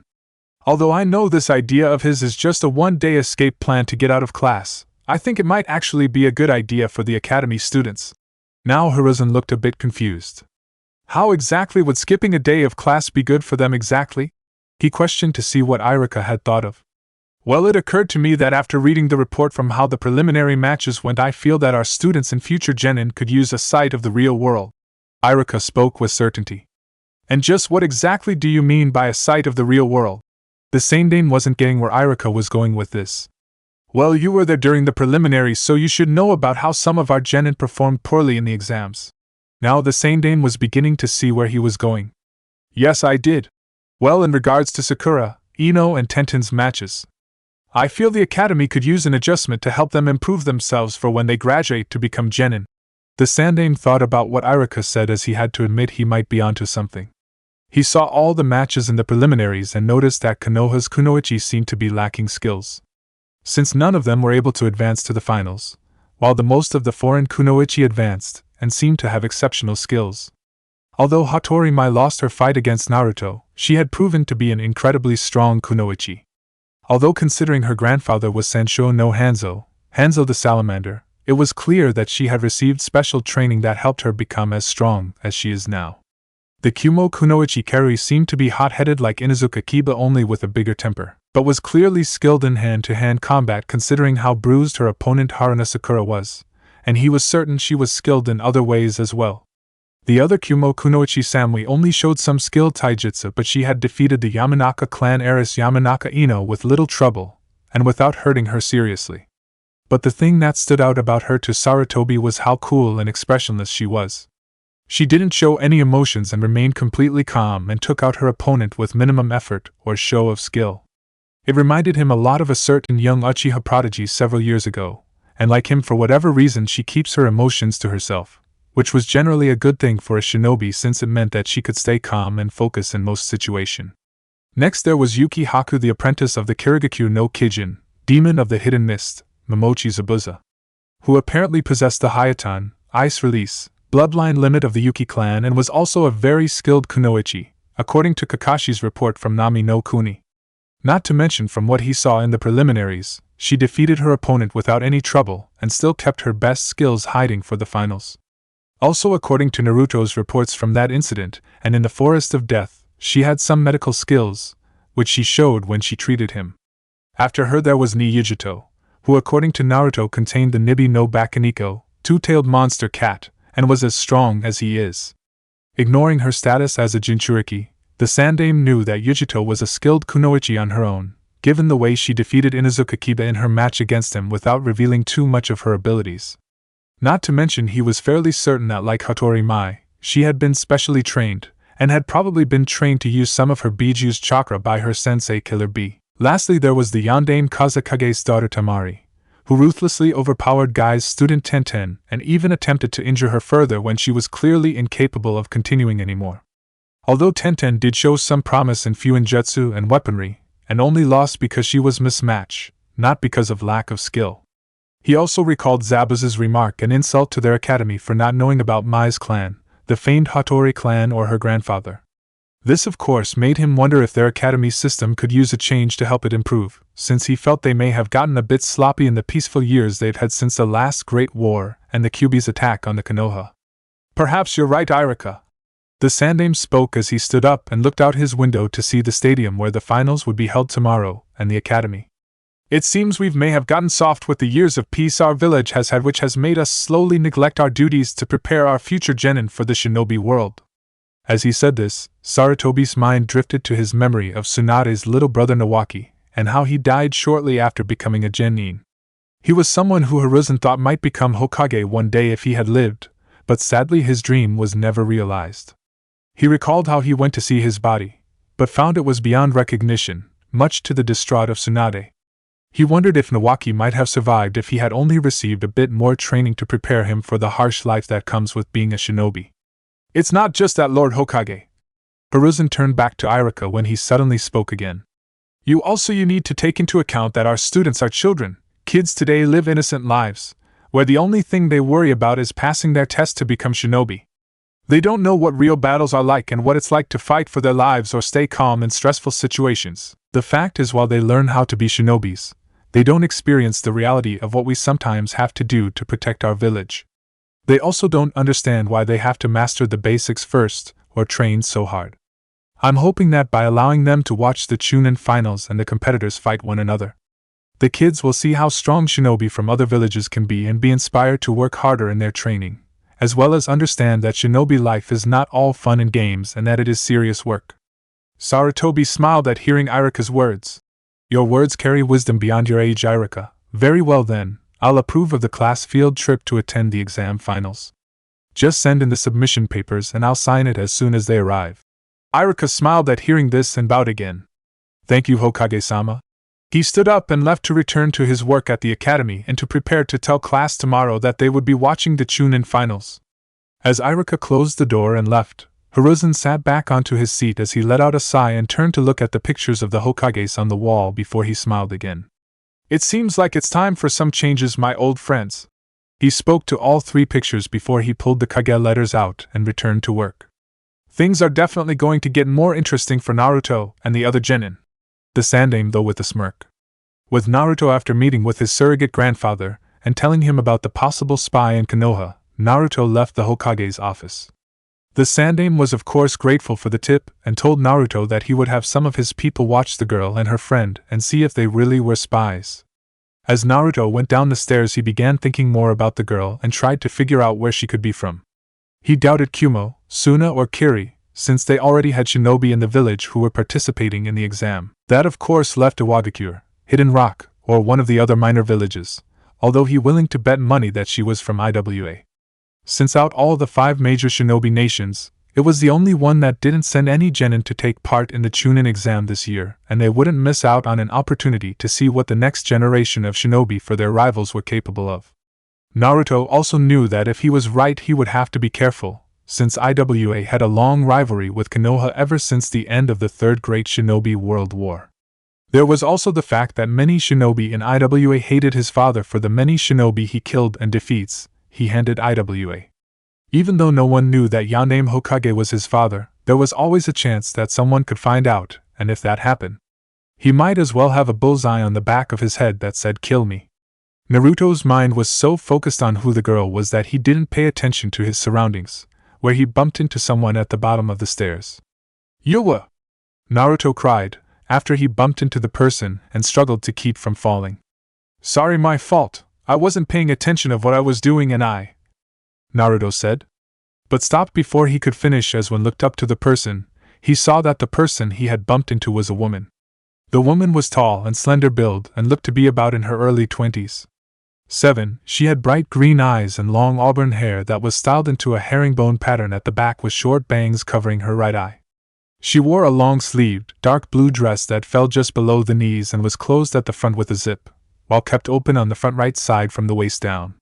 The dress only covered up to the upper part of her arms and the underside of her breasts, allowing for a sizable view of her cleavage. She also wore shorts as the same color as her dress and underneath it, mesh leggings that reached down over her knees. All in all, Naruto found that the woman was extremely beautiful, being on par with the likes of his mother and Hinata-sensei Yuhi Kurinai. When Naruto first saw the woman he couldn't help but stare at her, but he was soon brought out of his trance when the woman smiled down at him and spoke. "That quite alright, accidents happen." When the woman smiled down at him, Naruto couldn't but blush as her smile seemed to highlight her beauty even more and showed her pink-colored lips. As the woman looked down at Naruto and looked at him more closely, she noticed that his appearance was familiar to her, as if it matched a description she had heard. Before she could think on the matter further, she suddenly heard the voice of her escort. "Mizukage-sama, is there something the matter?" When the escort arrived, Naruto immediately recognized him as Ao, the captain of the Hunter-nin group, who had brought Haku and Zabuza back to Kirigakure, Hidden Mist, after the events in Nami no Kuni. But as surprised as Naruto was to see Ao, he was shocked to learn that the woman he had bumped into was the new Mizukage that he had heard about from his godfather Jiraiya. "Shit! She's the Mizukage?" Naruto thought in surprise. "Ah man, I'm in trouble. Why do things like this always happen to me?" At the same time, Ao glanced over at Naruto, and like Naruto, who recognized him, he recognized the spiky-haired blonde. "You again. Do you know this boy Ao?" the female Kage asked. "Hi, I met him at Nami no Kuni with my team when we were retrieving Zabuza and Haku," Ao replied. "This is Senju Naruto, heir to the Senju clan and Tsunade-sama's son." When the Mizukage heard this, she was naturally surprised, as she did not expect to meet Naruto like this. But eventually her surprise settled, and she smiled again at Naruto. "I'm pleased to finally make you acquaintance, Naruto-san. I am a great admirer of your mother Tsunade-sama, and I have heard much about you from Haku and Zabuza, who speak highly of your skill. I look forward to watching you in the finals." "Arigato Mizukage-sama," Naruto replied in a respectful tone. "Also please accept my analogies again for bumping into you. There is nothing to be sorry about, as I said, accidents happen. Beside, how could I be angry at such a handsome young man?" Mei replied, with a smile. Naturally, after hearing this, Naruto turned a shade of red that would have rivaled any that a certain young Hyuga heiress could have turned. If he had been any redder, steam would have burst out of his ears. "Mizukage-sama, we should get going, as I am certain that the Hokage-sama has heard of our early arrival." Ao spoke suddenly, in the hope of getting to the matter as to why they were here. At this the Mizukage let out a sigh, as she would have liked to have talked Naruto further but knew that Ao was right. "Very well," Mei said before turning back to Naruto. "It was a pleasure talking to you, Naruto-san. I look forward to seeing you again tomorrow. Perhaps later we can chat again." "I would like that. It was nice talking to you as well, Mizukage-sama," Naruto answered as he slowly started to cool down. After which he stepped aside and allowed Mei and Ao to pass him by and head upstairs to the Hokage's office. After they left, Naruto let out a deep sigh and headed for the main door. "I gotta stop hanging around Ero-sennin so much. I'm starting to think like him. You should not try to get too friendly with that boy. He is a Konoha shinobi after all and one of Haku and Chojuro targets." Ao spoke as they walked up the stairs. "Oh, stop your worry, Ao. I was just curious about the boy, as I find him interesting. Besides, I always did have a thing for blondes," Mei replied with a smile. "You cannot afford to be so laid back, Mizukage-sama," said Ao in a serious tone. "You need to be more mindful of things. This is why many people in the village do not think you take your duties as Mizukage seriously." At this remark, Mei suddenly stopped walking up the stairs and turned around to look at Ao with a serious look on her face. "I can assure you, Ao, that I take my duties as Mizukage very seriously," Mei drawled before an all-too-sweet smile appeared on her face, which made the one-eyed man sweat nervously. "So kindly shut the fuck up, before I kill you." Gulping at this, Ao slowly nodded and watched the Mizukage turn away from him and walk back up the stairs. After the Mizukage started to walk back up the stairs, Ao let out a deep sigh and muttered, "Women," before quickly following after his leader. After his surprise meeting with the female Mizukage, Naruto decided to walk down the street to cool off a bit. Eventually, after walking around Konoha for about an hour or so, Naruto found himself at the memorial stone, and it was then that he heard some talking and barking. When Naruto turned to where he heard the talking and barking from, he saw Shino, Kiba and Akamaru emerging from the nearby tree line. Naturally, when the two boys and the pup saw Naruto, they were just as surprised to see him as he was to see them. "Hey guys, funny meeting you here," Naruto greeted after seeing his two fellows Genin. "Senju, what are you doing here? Don't tell me you were spying on us, so to have an edge over Shino?"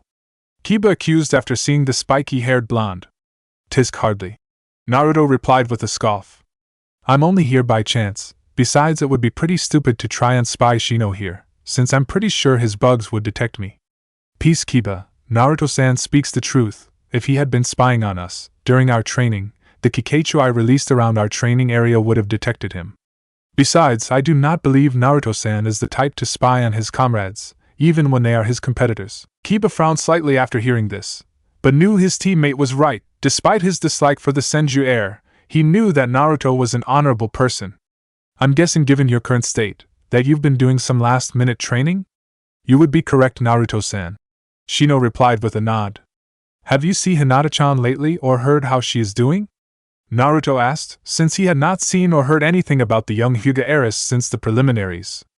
"We went to visit Hinata-san earlier in the week, and from what we saw, she seems to be doing well. She is currently resting in her family compound. She even asked if we had seen you when we visited." "So are ready for your fight tomorrow, Senju?" Kiba asked. "I am," replied Naruto with confident smirk. "You should be weary of Niji-san, Naruto-san. He is a capable shinobi, who is well regarded even in the Hyugan clan and is not someone to underestimate," commented Shino. "Don't worry, Shino-san, I've no intention of underestimating Niji-team," said Naruto. "But that doesn't mean I won't intend to beat the hell out of him for what he did to Hinata-chan." After hearing this, Kiba smirked, while Shino just nodded, as either of the boys were big fans of Hyuga Prodigy, given how he nearly killed their teammate. But before they could comment on any further on the matter, they suddenly heard a female voice cry, "Naruto-kun," followed by a blonde blur that knocked Naruto to the ground. When the two genin from teammate looked down, they saw a blonde-haired girl on top of Naruto and hugging him tightly. "Naruto-kun, it's so good to see you. I missed you," said the girls as she hugged the blonde Senju. Sorry, but who are you?" Naruto asked, as he looked at the girl hugging. "Don't tell me you've forgotten about me, Naruto-kun?" the girl asked, with a slightly annoyed look. "Because if you have, then we are not amused." 8. As soon as Naruto heard the girl refer to herself in the royal we term, Naruto's eyes suddenly widened in surprise. "Rurakayo." The girl in question of course just smiled and nodded, confirming that it was indeed her, where she then got off Naruto and allowed him back up. The granddaughter of the fire daimyo had grown up quite a bit since Naruto had last seen her. She was now roughly the same height as Naruto now, and her hair was much longer than before, where it fell down to the middle of her back. She wore more simple clothing than she normally would, which Naruto guessed was to not attract attention. She wore a simple red kosode, a gray hakama, with white socks and simple sandals. 9. "Rurakayo, what are you doing here?" "I came to see you win the Chunin exam, of course, silly," Rurakayo replied with a giggle. "When did you get here?" Naruto asked. "Just this morning. Are your grandparents here as well?" Naruto asked, since he was surprised that he didn't hear anything about the fire daimyo arriving in the village. "No, Sofu, more formal way in saying grandfather, and Obasan, more formal way in saying grandmother, won't arrive until tomorrow, but they allowed me to go ahead of them." "Well, it's good to see you, Rurakayo-chan. I'm glad you came. It's been too long." As Naruto and Rurakayo caught up with one another, Shino and Kiba watched from the sidelines, not knowing who the girl was. At the same time, Kiba couldn't help but notice how cute the girl was and wondered what her relationship was with Naruto. "Hey Senju, who's the hot girl with you?" asked Kiba. "No way she can be your girlfriend, she's way too good looking for you." "Humph, as if a vagabond like you would know anything," Rurakayo said in an annoyed tone. "Naruto-kun is 10 times the man you are." "What?" Kiba cried in outrage. Seeing that Kiba was close to losing his temper, Naruto decided to intervene and stepped between Kiba and Rurakayo. "Kiba, calm down, there's no need to get angry." Sadly, Kiba was in no mood to listen, as he was as mad as a hornet's nest and pushed Naruto and was about to give Rurakayo a piece of his mind. Seeing this, Shino was about to help Naruto stop Kiba from doing anything foolish, but before Kiba could even start to yell at the princess, the young Inuzuka suddenly found 2 long katanas pointed at his neck. When Kiba looked up, he found 2 tall men in official-looking uniforms flanking Rurakayo and glaring daggers at him. The first man was a tall, thin man wearing a traditional uniform. He had blue-black hair and his eyes were icy blue and he had strong sculpted face. The other man was a muscular-built man and wore the same uniform that the other guard wore. He also wore a pair of large sunglasses. The man also had very little hair on his head as it was mainly bald except for the small mohawk in the shape of a lightning bolt and a muscular face. I suggest you step away from Her Highness Rurikayo Heim Vagrant, or else you shall answer to us, spoke tall thin man, where his partner just nodded in agreement. Princess? Shino and Kiba thought together in surprise. Kenryu and Enryu, cried Naruto when he saw Rurikayo two guards, who smiled when they saw the young Senju. It's good to see again Naruto-dano, said Kenryu as he glanced at Naruto. After getting over seeing his old friends again, Naruto quickly asked the two guards to lower their weapons, saying that it was all just one big misunderstanding and that Kiba meant no harm. The two guards were of course hesitant, but after glancing at Rurikayo, who nodded, the two guards drew back their katanas and sheathed them, although continued to glare at Kiba for disrespecting their princess. Once the situation had calmed down, Shino turned to Naruto. Excuse me, Naruto-san, but if I may ask, who exactly is Rurikayo-sama? And how exactly do you know her? Ah, well, you see, as I was trying to explain to you both earlier, Naruto said nervously, as he wasn't exactly sure how to say this. The thing is, like Kenryu said, Rurikayo-chan is a princess, or to be more precise, she is the Fire Daimyo's granddaughter. We kind of met a while back when we were younger, when my mom was helping to treat her uncle, when he was ill. When the two boys heard this, both were shocked beyond words and thought the exact same thing. The Fire Daimyo's granddaughter. After Rurikayo's identity was revealed, the normally stoic Shino went wide-eyed with disbelief, while Kiba was gaping like fish out of water and as pale as a ghost, knowing he was in trouble. Shit! I'm dead, I am so dead. The panicking Inuzuka thought. I got into an argument with the Fire Daimyo's freaking granddaughter. Seeing the situation that his teammate was facing, Shino decided to step in the hope of saving his team. Rurikayo Heim, it is a great honor to have you here in our village and please accept our sincere apologies. My teammate Kiba meant no disrespect. He can just be rather brass and does not know what he says at times. Yeah, I'm sorry, I'm really, really sorry, Kiba said, who was seriously hoping that Rurikayo wouldn't go to her grandfather and complain to him. Seeing how nervous Kiba was, Rurikayo decided to let the matter go, as it was obvious Kiba now regretted his earlier comments. Very well, we shall let this matter go, but in return we would like you Naruto-kun to show us around Konoha, as this is our first time coming here and we would like to see all the sights. Sure, I would be happy to, replied Naruto, since it allowed him to catch up with his friend and at the same time allow them to move past the whole event with Kiba. Pleased with this, Rurikayo quickly grabbed hold of Naruto's right arm tightly and had him led the way, leaving a bewildered Kiba and an intrigued Shino, as who would have guessed that Naruto was friends with the Fire Daimyo's granddaughter.